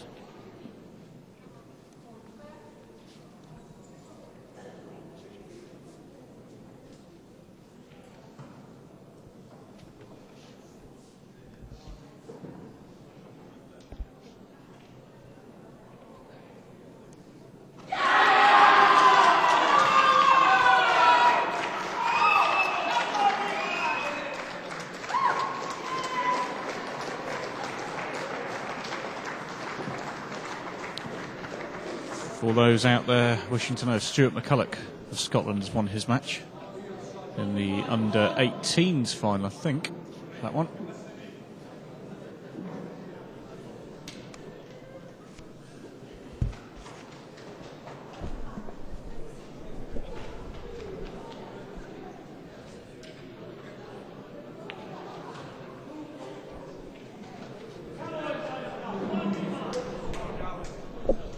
Good shot from Gavin, knocking Jimmy's red dead.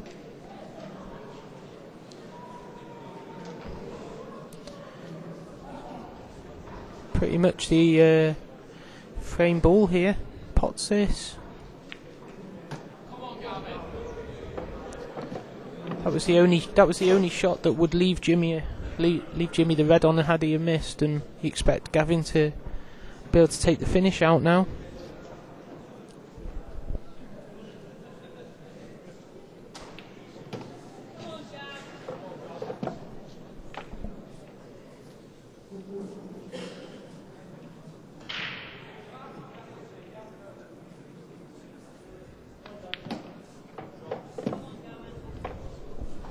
Played that superbly.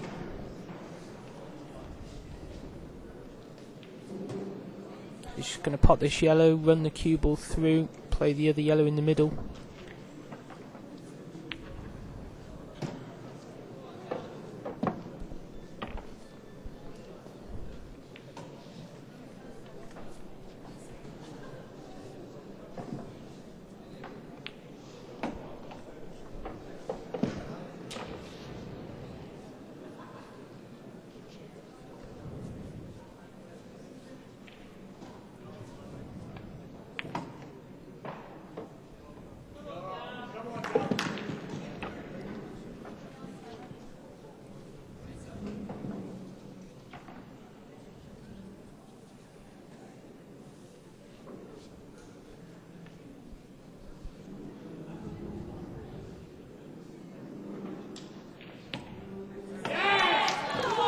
Great finish. Again, just taking the balls out nice when he's been given the chance.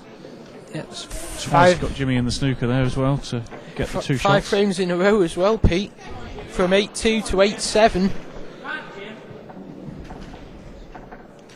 We said at 8-2, just needs to take them one at a time, and that's what he's done. And the sort of player that he is, he doesn't get too flustered. Gavin, he just keeps doing his own thing and stays solid. I was about to say I thought Jimmy's break had deserted him, but he does make a ball. Well, no, he's lucky that time. It got cannoned up the table, didn't it, and into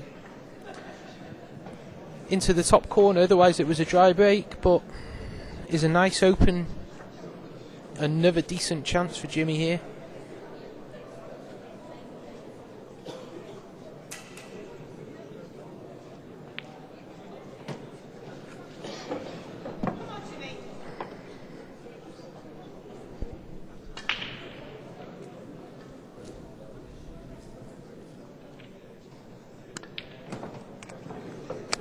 A very good shot from Jimmy. That should probably be the frame winner. It was the only ball he had to develop. This is exactly what Jimmy Carney needed. After losing 5 frames in a row, he should be putting one back on the board here.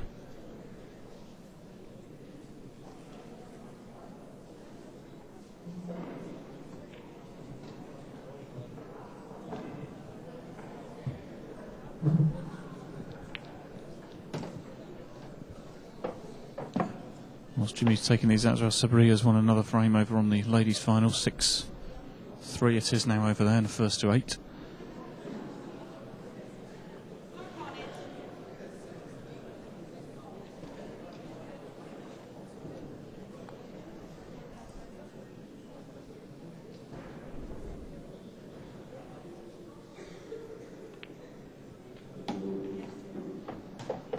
This will give him a bit of a confidence boost again in this match. Absolutely. It just said, Pete, it's exactly what Jimmy needed. After losing 5 on the bounce, do him good to put this one on the board. He's been stuck on 8 for about an hour.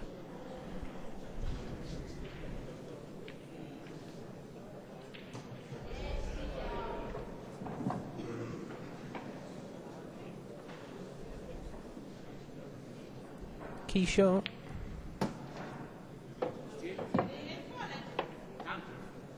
Just float in between the two reds here.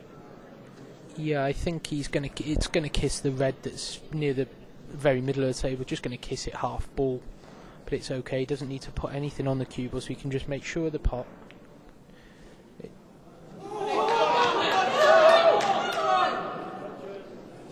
It's that outside shore of that middle pocket again.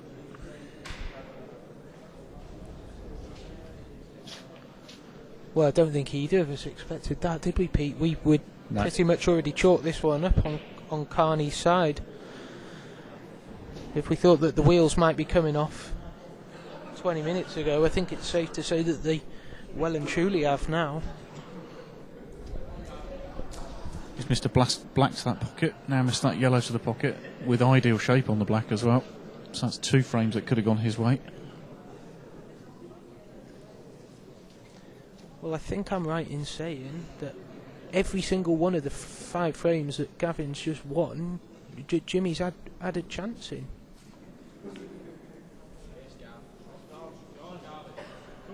He's laid a snooker. Couldn't get much tighter in there. It looks like it needed to be a good one as well, because it would have left Jimmy a chance of coming straight across the table and potting the yellow. So it needed to be good, and it is good. And 8 all's favourite now. And it's anybody's game in what would be a best of 5 if Gavin can win this frame.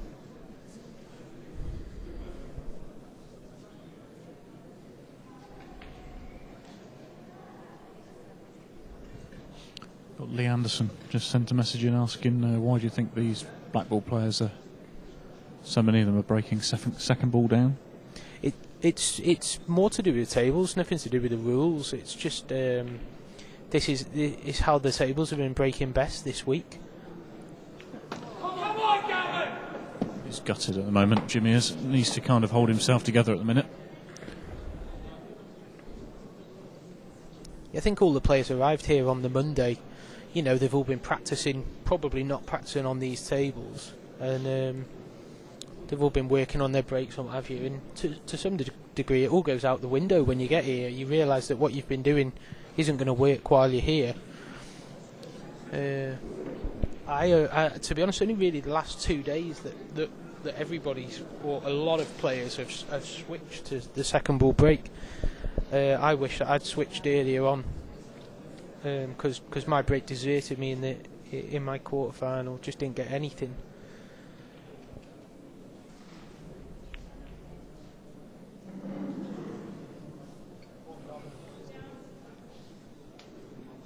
I think Gavin wanted to take the cue ball a little bit closer there. He wanted to bring it over towards the red that's on the right side cushion. He'd have took it now, but he didn't get as close as he wanted. So he's got a nice angle on this one though to punch it in and stun it over. So I reckon if Gavin gets one in front, because it's his break after this, if he can knock these in, his break in the next one. If he gets one in front, I make Gavin favourite, you know. Well, he probably does go favourite, but the pressure switches, doesn't it? Whereas Gavin may have, to a certain degree, relaxed a little bit, knowing that he was, you know, out of the final, and Jimmy was probably already thinking he'd won it. But if Gavin pulls himself back into it, you know, it's the pressure can switch over a little bit. But like I say, I don't think Gavin's not the sort of player that gets too bothered or flustered about pressure. Just keeps doing the basics and getting them right and stays solid.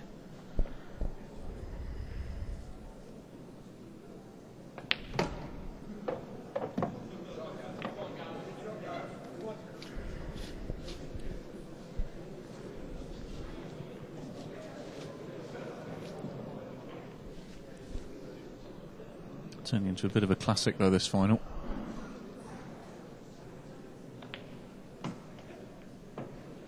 It's just gone wrong. First time in 6 racks. Yeah, that one's gone wrong, so now he's going to be looking at snooker and Jimmy.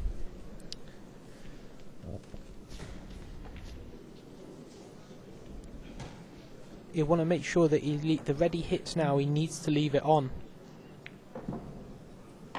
And he hasn't really done it. That's not a good shot from Gavin. That's not a good shot. He needed to screw the cue ball over so it was snooker and Jimmy behind the other red. And the red that he was hitting needed to leave that out in the open. Test the cueing though. Test the cueing for sure, yeah. But it would be interesting to see what weight Jimmy plays this at. Does he go all out for the pot, or does he try and leave it over the pocket if it doesn't go in? Well, he couldn't have missed it by a lot more. But he's had a bit of a result. You can see that his cueing's gone at the minute. He was cueing so well early on in the match, but pressure does funny things to you. But he's got away with it a little bit, and it's not really left anything for Gavin. All I can see for Gavin is playing a safety off the red that's in the middle of the table, bringing the cue ball back down to the bottom, to this bottom end that he's in now.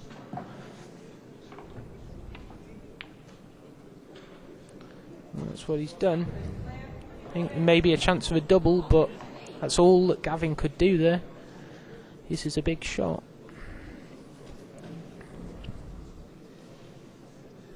It's a big shot. There's a good chance of this double though. And Jimmy will be thinking it's a shot he didn't expect.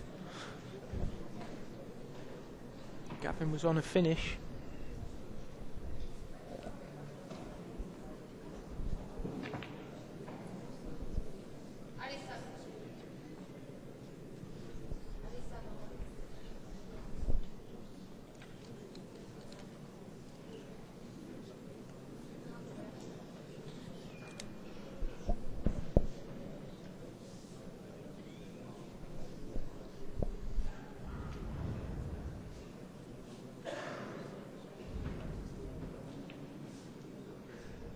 Well, he decided not to play it. Not sure about that one, Pete. Oh, Gavin taps the table though.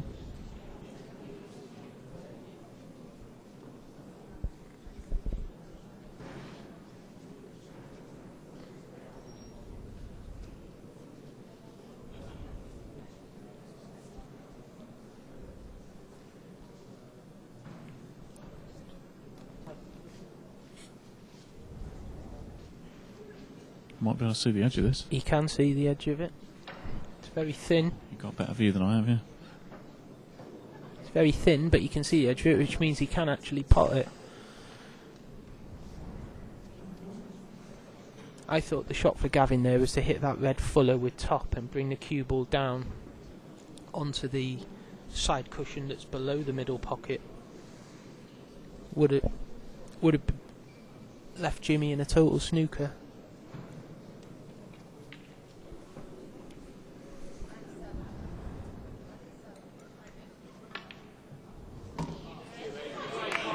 That's a hell of a shot.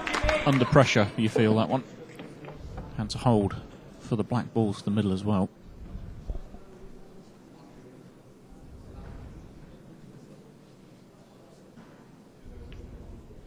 Come on! Come on, Jimmy! Come on! Lets out a cry of come on. Knows that that's a big, big important frame. Has not allowed Gavin to get back level in this match at all. That's right, we thought it was 8-all. Jimmy would have thought it was going to be 8 each, and just managed to nick that one. I say the safety shot that Gavin tried to play there was quite a delicate one. It was a difficult shot.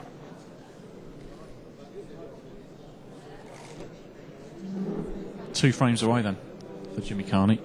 2 frames between him and becoming the 2012 World Blackball Champion.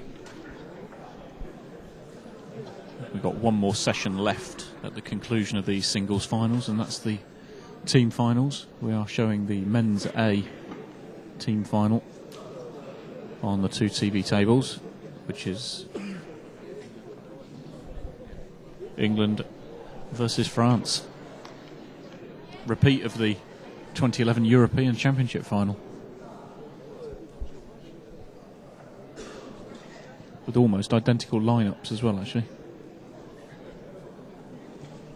Yeah, it's been an interesting tournament with the team event. France looked all but dead. They'd lost 3 out their first 4 matches, and they look like they're out of it.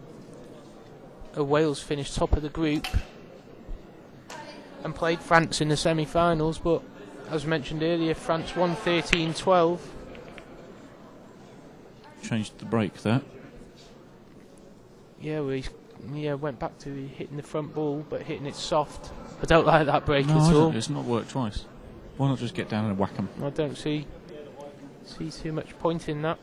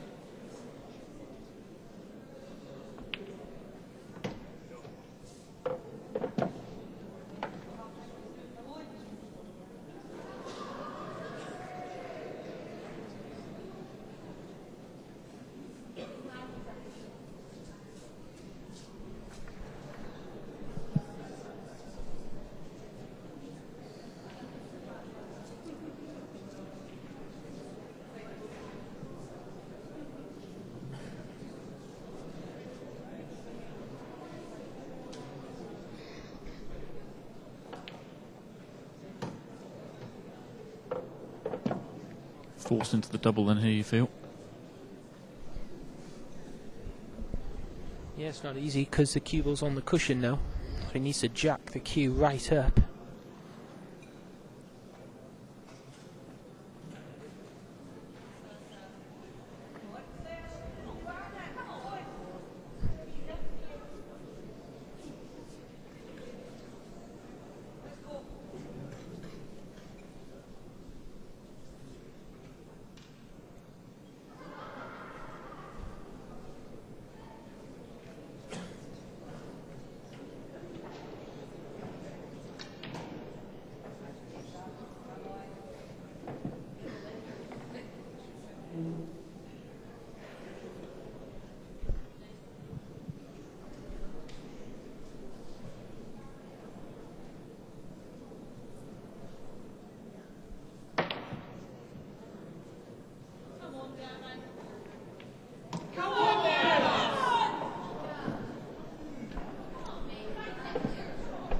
Well, it was a tough shot for Jimmy, but it's gone wrong.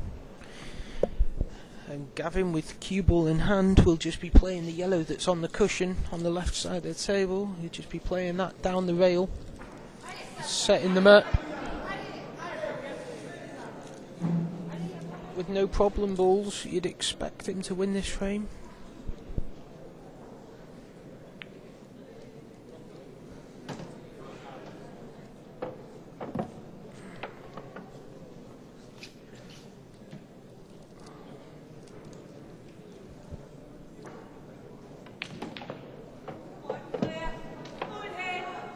Well, a bit of adrenaline from Gavin there. He was only playing to bring the cue ball back a couple of inches and leave the yellow into the bottom left, changing his order.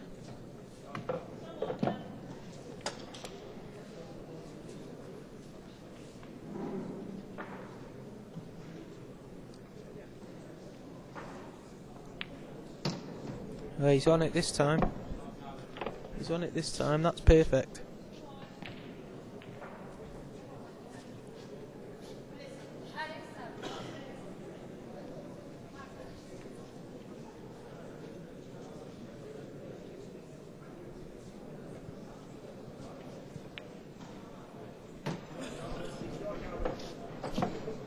When I first got down to play that, I wasn't sure whether that passed the black, but Oh yeah, it definitely proved that passed it did. because he wouldn't have played for it if it didn't.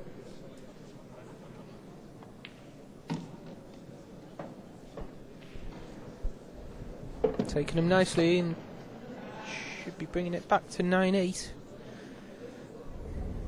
I wonder if this match is actually going to go all the way, Pete. There's a possibility.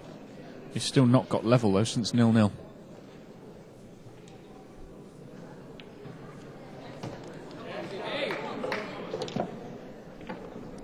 Jimmy went 5-0 up in the match and Yeah, that's right. 8-2 Yeah, in front yeah, as well. 8-2 in front.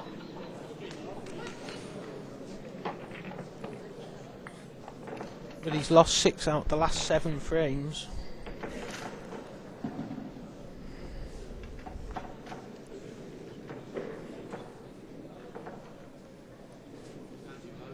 The Carney break off now.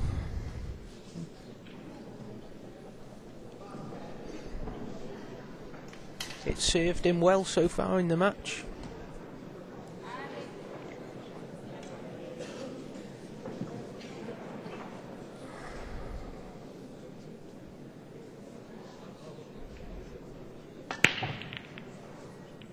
Where's the white? Cue ball's in. Wow. Cue ball's in. So it's a free ball for Gavin.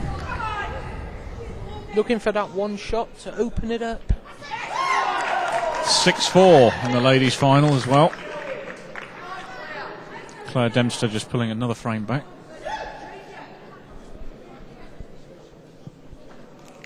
Sabria Brunet's gone out of the arena.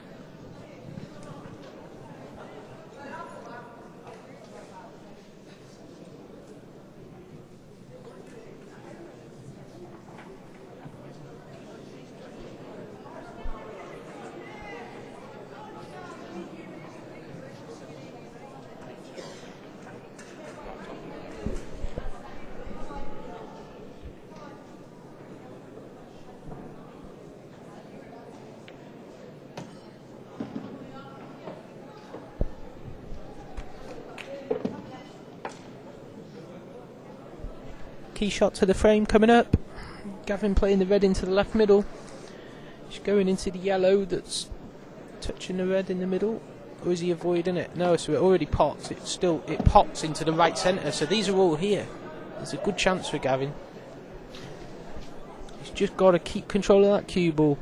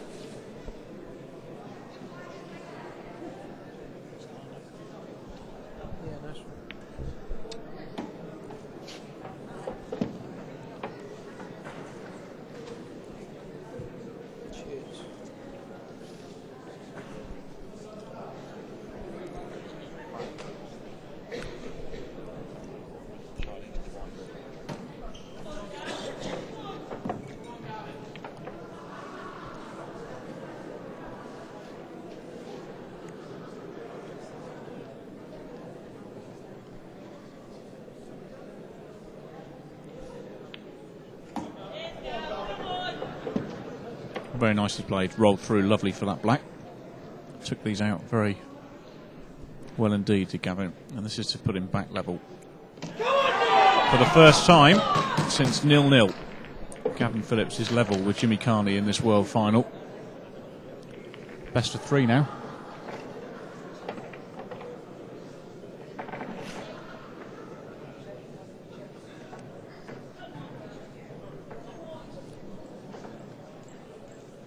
Best of 3 frames for world champion.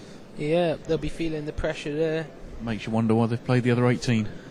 Yeah. Go on then, Pete, I'll put you on the spot. Who's favourite? If Gavin wins this frame, he wins the match. That wasn't what I asked. That's a politician's answer.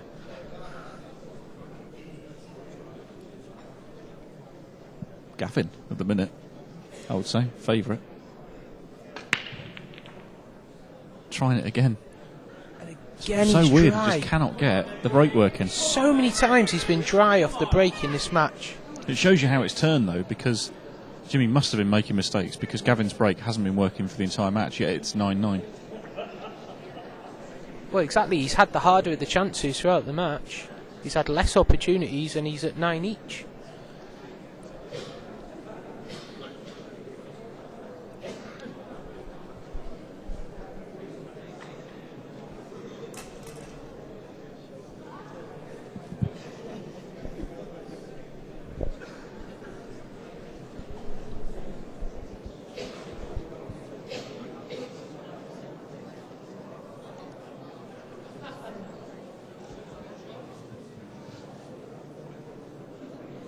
Actually, I'm going to take that back. I'm going to say whoever wins this frame will go on to win the match.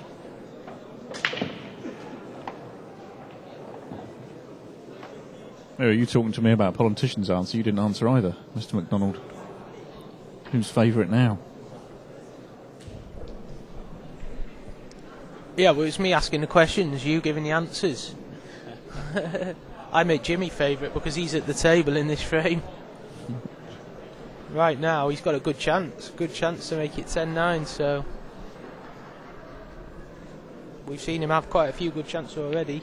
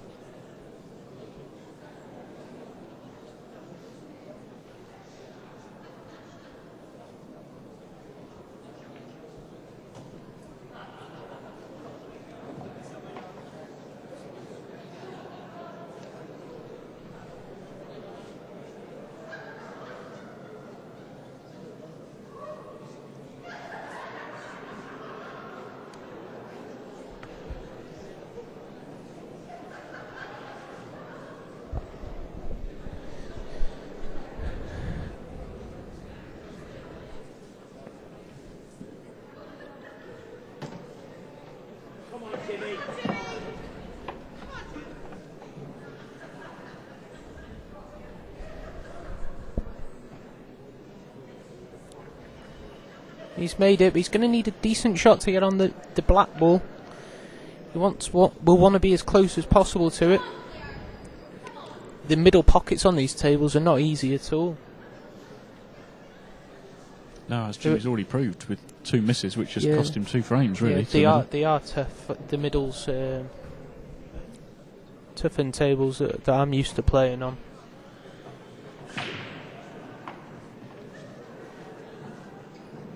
They're okay if you're just dropping them in at these acute angles, but if you've got to play it with any sort of pace, if you're not straight behind it, they're very tough. So he's going to need a shot here. Well, I think with the angle he's got, he's going to have to cannon the 8 ball out now, so he's going to need a little bit of luck. Just a little bit of luck, or at least to judge it well. Cannon the 8 and leave himself on the red.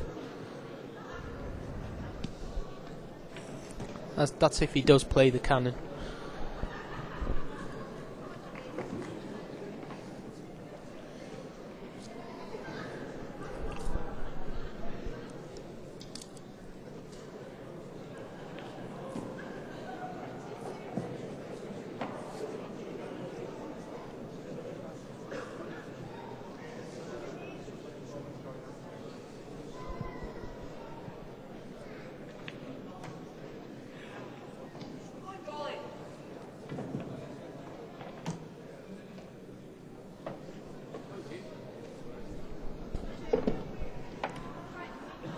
forced to take this red in the middle, isn't he? Where the black is. Yeah, he's got to take it in the middle. The problem is he's holding for the black. He's got to obviously raise the butt of his cue. I think all he can do here is pot it in the middle, jack it up, and bring the cue ball down for the double. He can't get on the black to be able to chip it in the middle. So he's just going to have to play for the double here.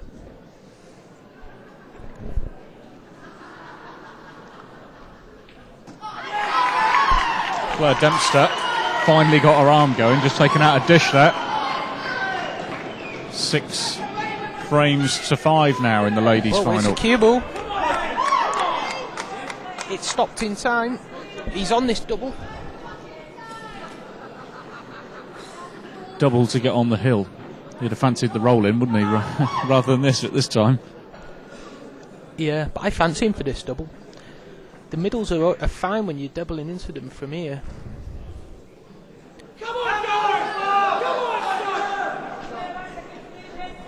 Another chance for Gavin Phillips. Well, I was surprised at how Jimmy played it. He played it quite slow, didn't he? I think if he'd have played it a bit more aggressively, I fancied him to make that double.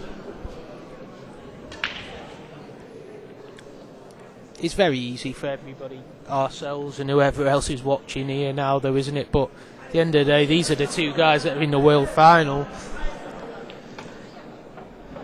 They're the ones playing for a world title, so... And the pressure certainly telling.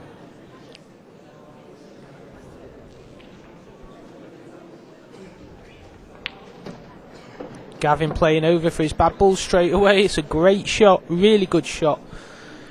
Got a feeling Liam Dunstan may well have just won the under-23 final against John McAllister.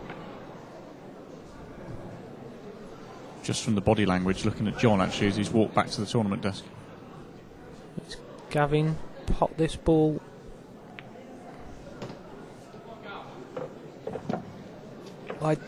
I'm not really sure why he ran through with the cue ball there. It made sense to just stop it and have the yellow into the left middle. Just made it hard for himself.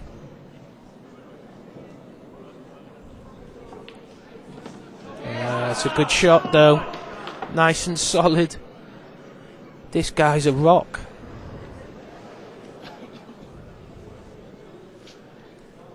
He just doesn't get flustered at all, does he, Pete? No, he's shown no real bother about, when he's had rolls go against him or he's faced with a pressure shot. Just seems to get down and knock him in, to be honest.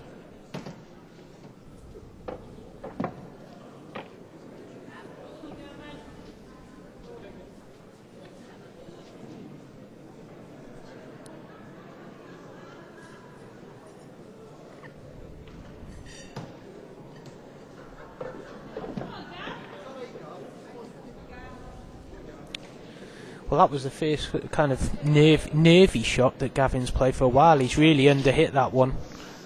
He didn't want to play it slow and hold this side of the 8 ball, which I think wasn't.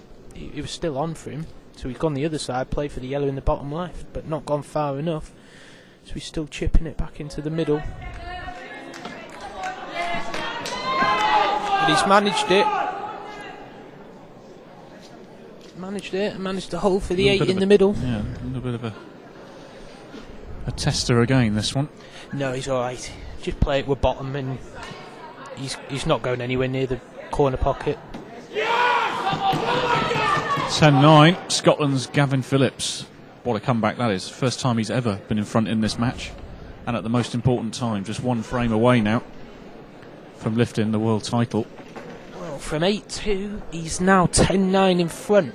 From 8-2 down. Some turnaround.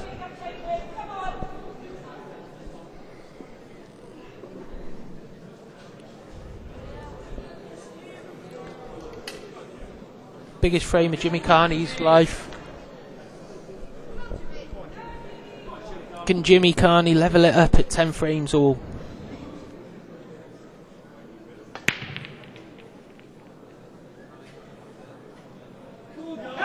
It's dry. It's dry. But yellows are the better suit, and I'm not sure if there's a first one on. If he'd left a yellow on here, then there was a really good chance, but I'm not sure if he's on one, so he might have to go for the reds.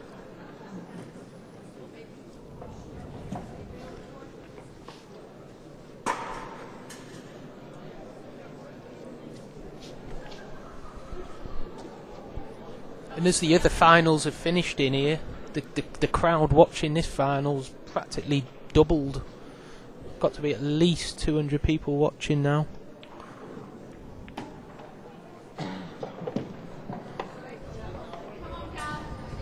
Is there going to be another twist and turn in this final? I think there's a good chance of it, because this is tough for Gavin, really tough. These reds are difficult. The reds were the harder suit, but he was forced to go for them because he wasn't on a yellow after Jimmy's dry break.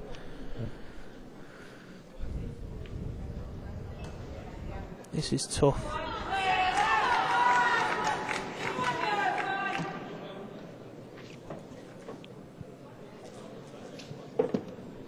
Well, he's going straight for his bad ball now. If he doesn't get it, he knows he's going to be leaving Jimmy a decent chance, though.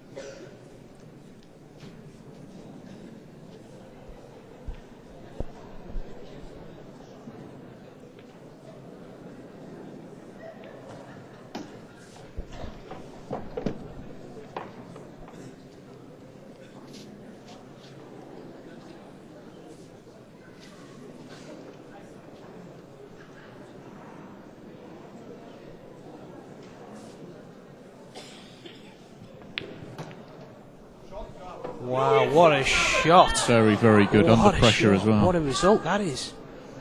Well, that's just given him his last ball, hasn't it? If he can pot the other two now, he's got the ball to just drop onto the 8 ball. So it's all on this shot, really. It's all on this shot. If he can play this red into the top left corner and hold for the other red into the same pocket, it's all over.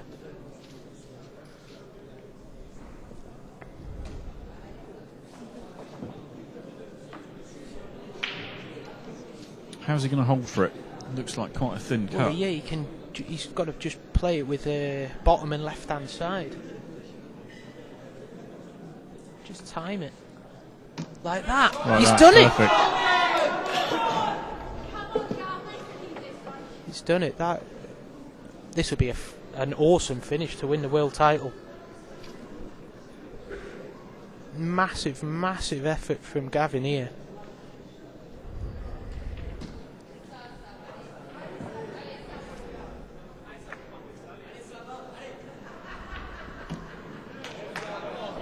Such a nice bloke. He is Gavin a really Phillips, nice really bloke. nice bloke.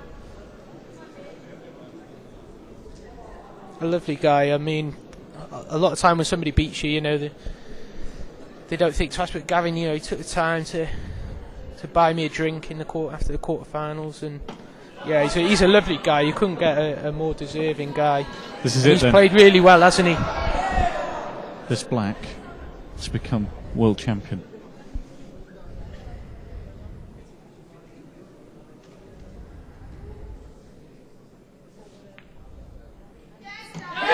Unbelievable. What an unbelievable finish to that match. Gavin Phillips, the 2012 World Blackball champion. And Jimmy Carney, left wondering what has gone wrong in that match. Andy McDonald. Wow, massive achievement, massive. From 8-2 down to come back. I really don't know if anybody thought he was going to win this final when he was 8-2 down. The bookies would have given you very, very long odds. They would have done. And I'll tell you what, I feel for Jimmy. Obviously. I do, but a fully deserving champion, as I say. A really nice bloke. He's played so well this week. This is individual world champion. Peace, I'm going to have to leave you. No worries, mate. You go and get changed. Cheers to Andy McDonald there for the commentary in that final. And I'm just going to try and switch around the camera for you so you can watch the end of the ladies' final as well. Just give me 2 seconds and I'll do that.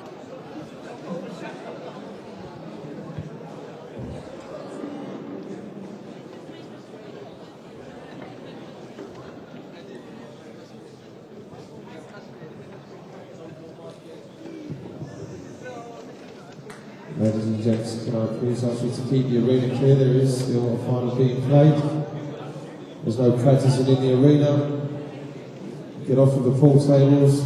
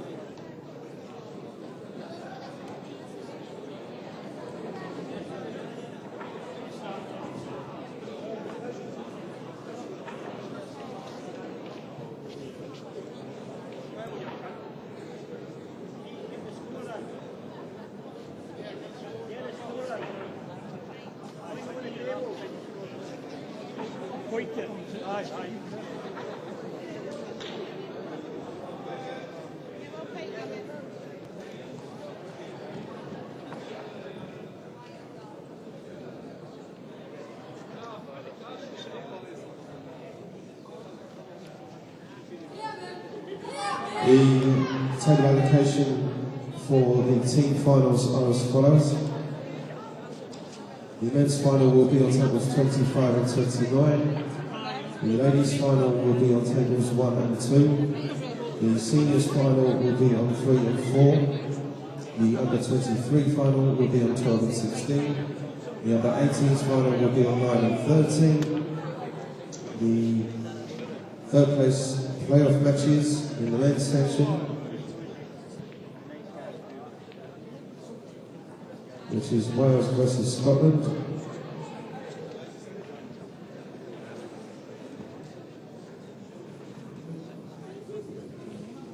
On tables 28 and 32. The ladies section, England versus South Africa on tables 49 and 53. Seniors, Wales versus Northern Ireland on 41 and 45. under 23s on tables 55 and 56. It's England versus Morocco.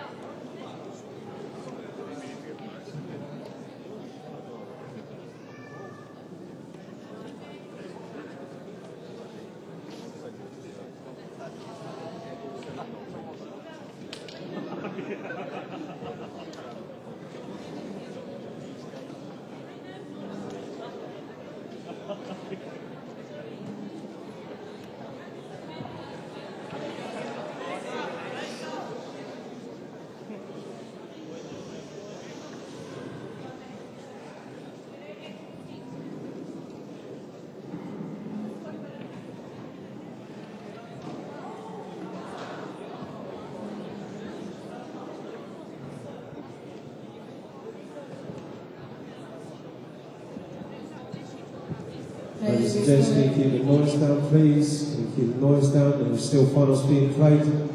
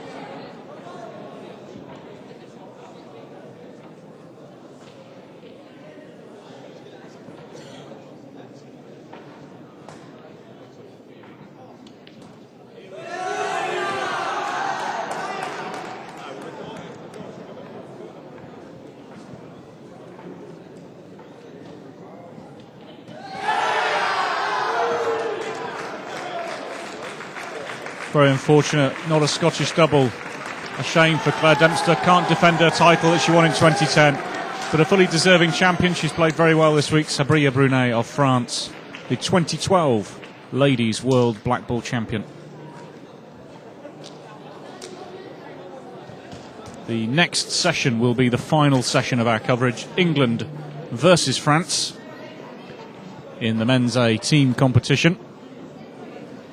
And that will be due to start somewhere around 4:30, I would guess now, with the times.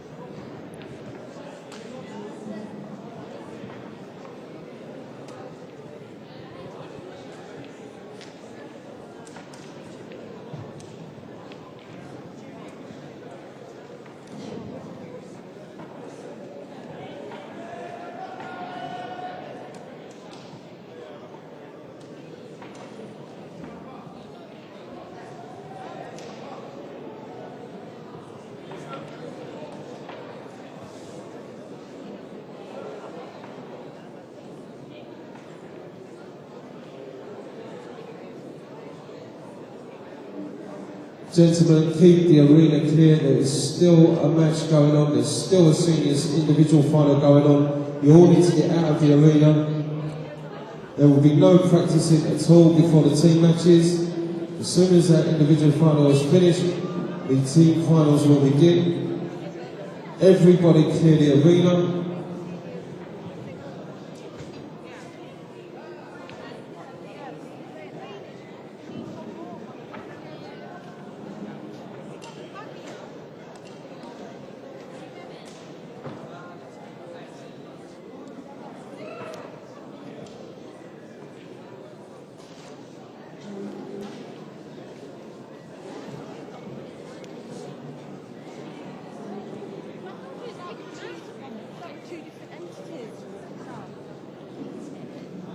And I have all referees that aren't refereeing a game at the moment to me at top table, please.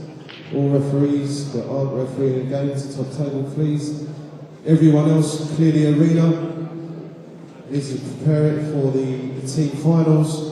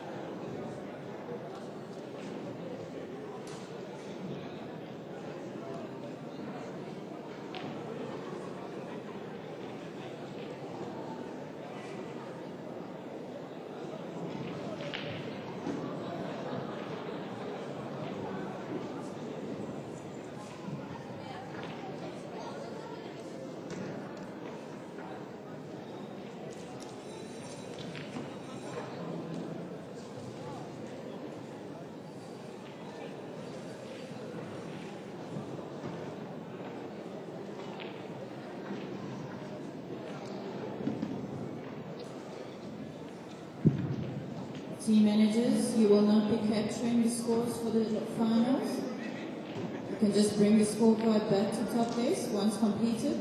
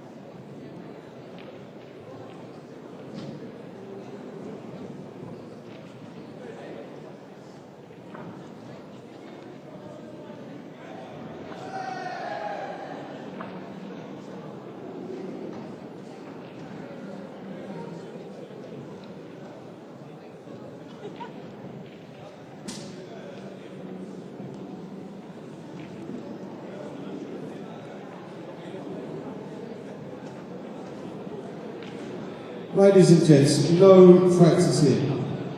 Get off the pool tables, get out of the arena.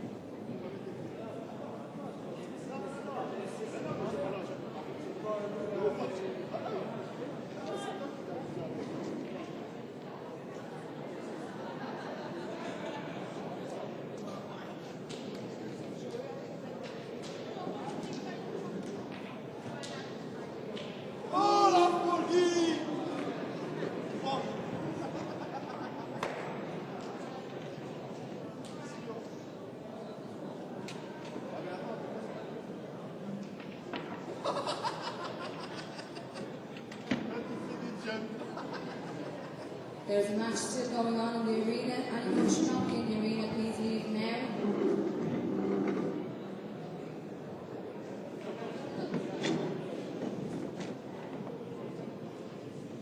Andy Lucas.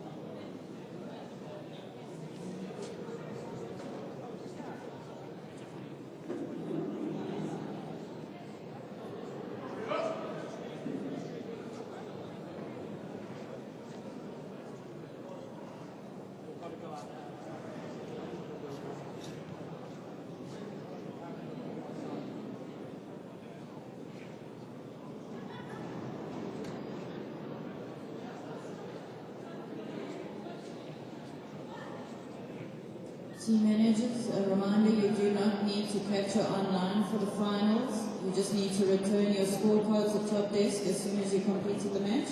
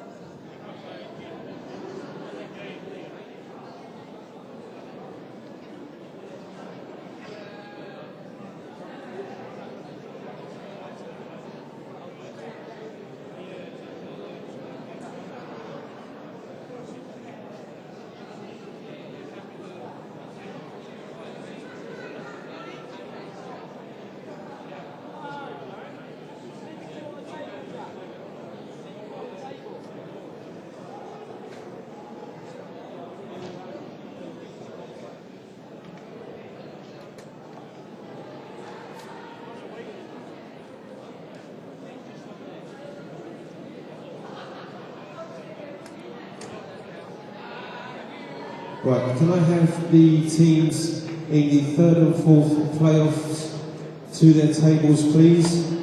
I need all team members standing by their tables inside the arena. So in the men's section, Wales and Scotland by tables 28 and 32. In the ladies section, England and South Africa by tables 49 and 53. In the senior section, Wales and Northern Ireland. Can you stand by yourself? This is the whole team. I need all your teams standing by your match tables to clap in the teams in the finals. In the under-23s, England and Morocco by tables 55 and 56. And in the under-18s, England and Scotland by tables 44 and 48. Can you guys and ladies please stand by your match tables, ready to clap in the team finalists?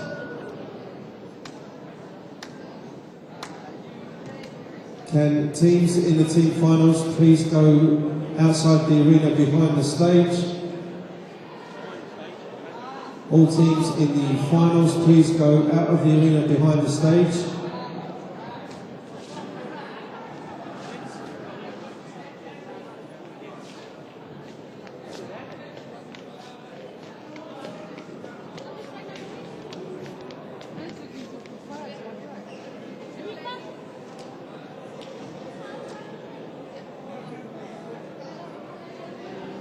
Right, teams in the third and fourth place players, please be standing by your tables.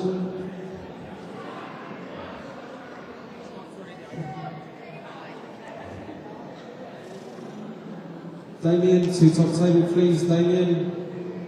I'd like all the teams in the third and fourth place players inside the arena by their tables to clap in the team finalists.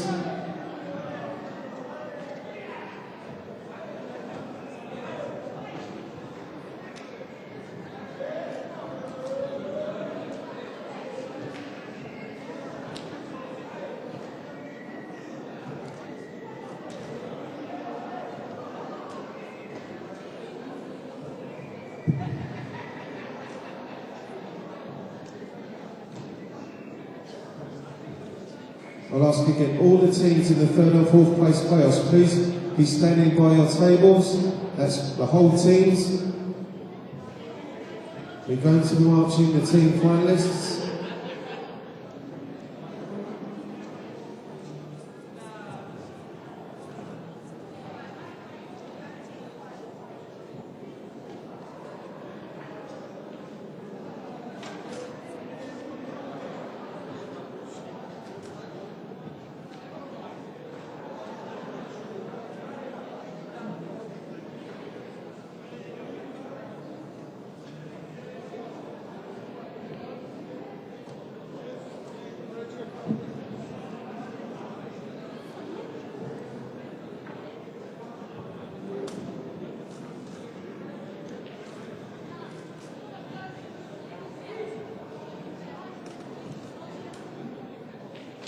Can I have France and Wales ladies to the outside the arena back behind the stage? That's France ladies and Wales ladies to the area outside the arena behind the stage.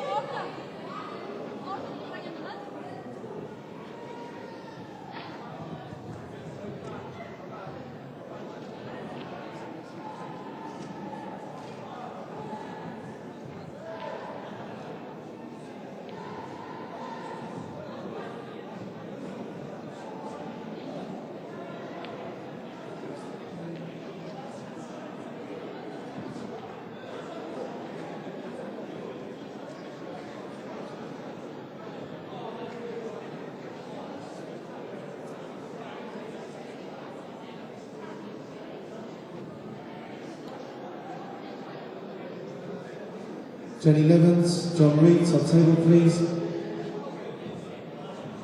Jenny Levens, top table, please.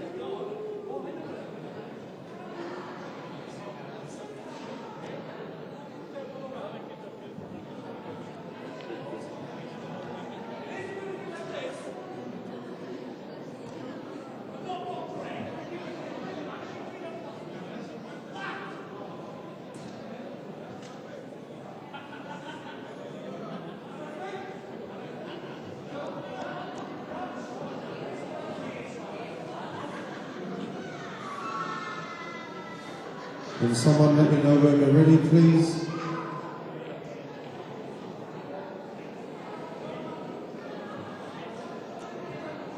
Are we ready, Kathy?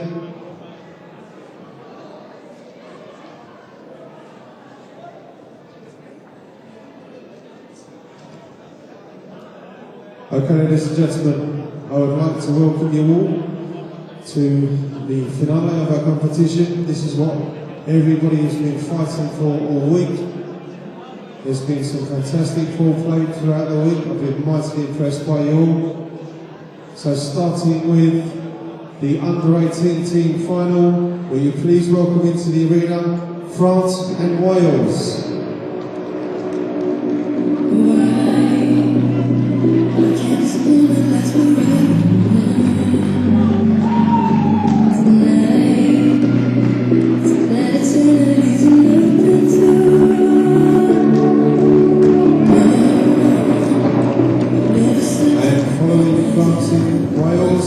In the under-23 section, France and Scotland.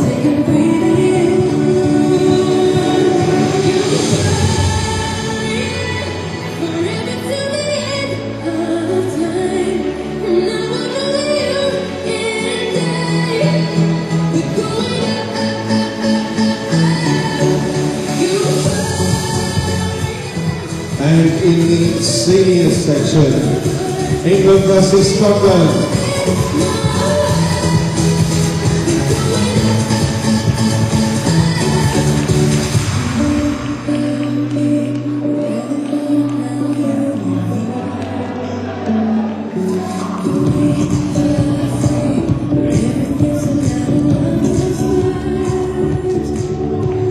In the ladies' final, France and Wales.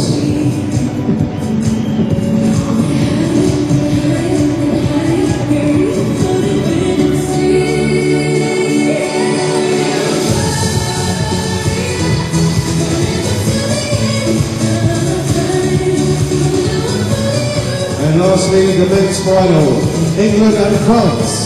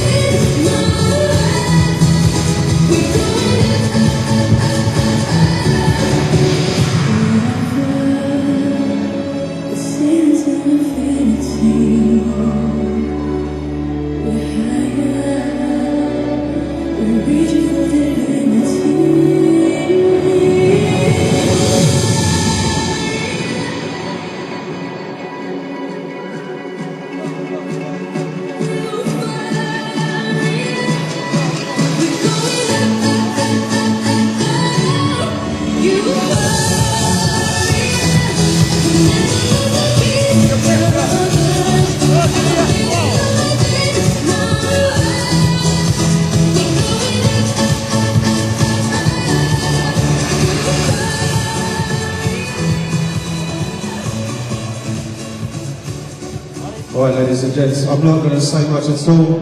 It's been a pleasure working with all of you this week. I've thoroughly enjoyed myself. I hope you have. I really hope I haven't got your nerves too much. All I'll say is all the very best for all your finals. Team managers, first place to the tables when you're ready. You can start when you're ready. Good luck.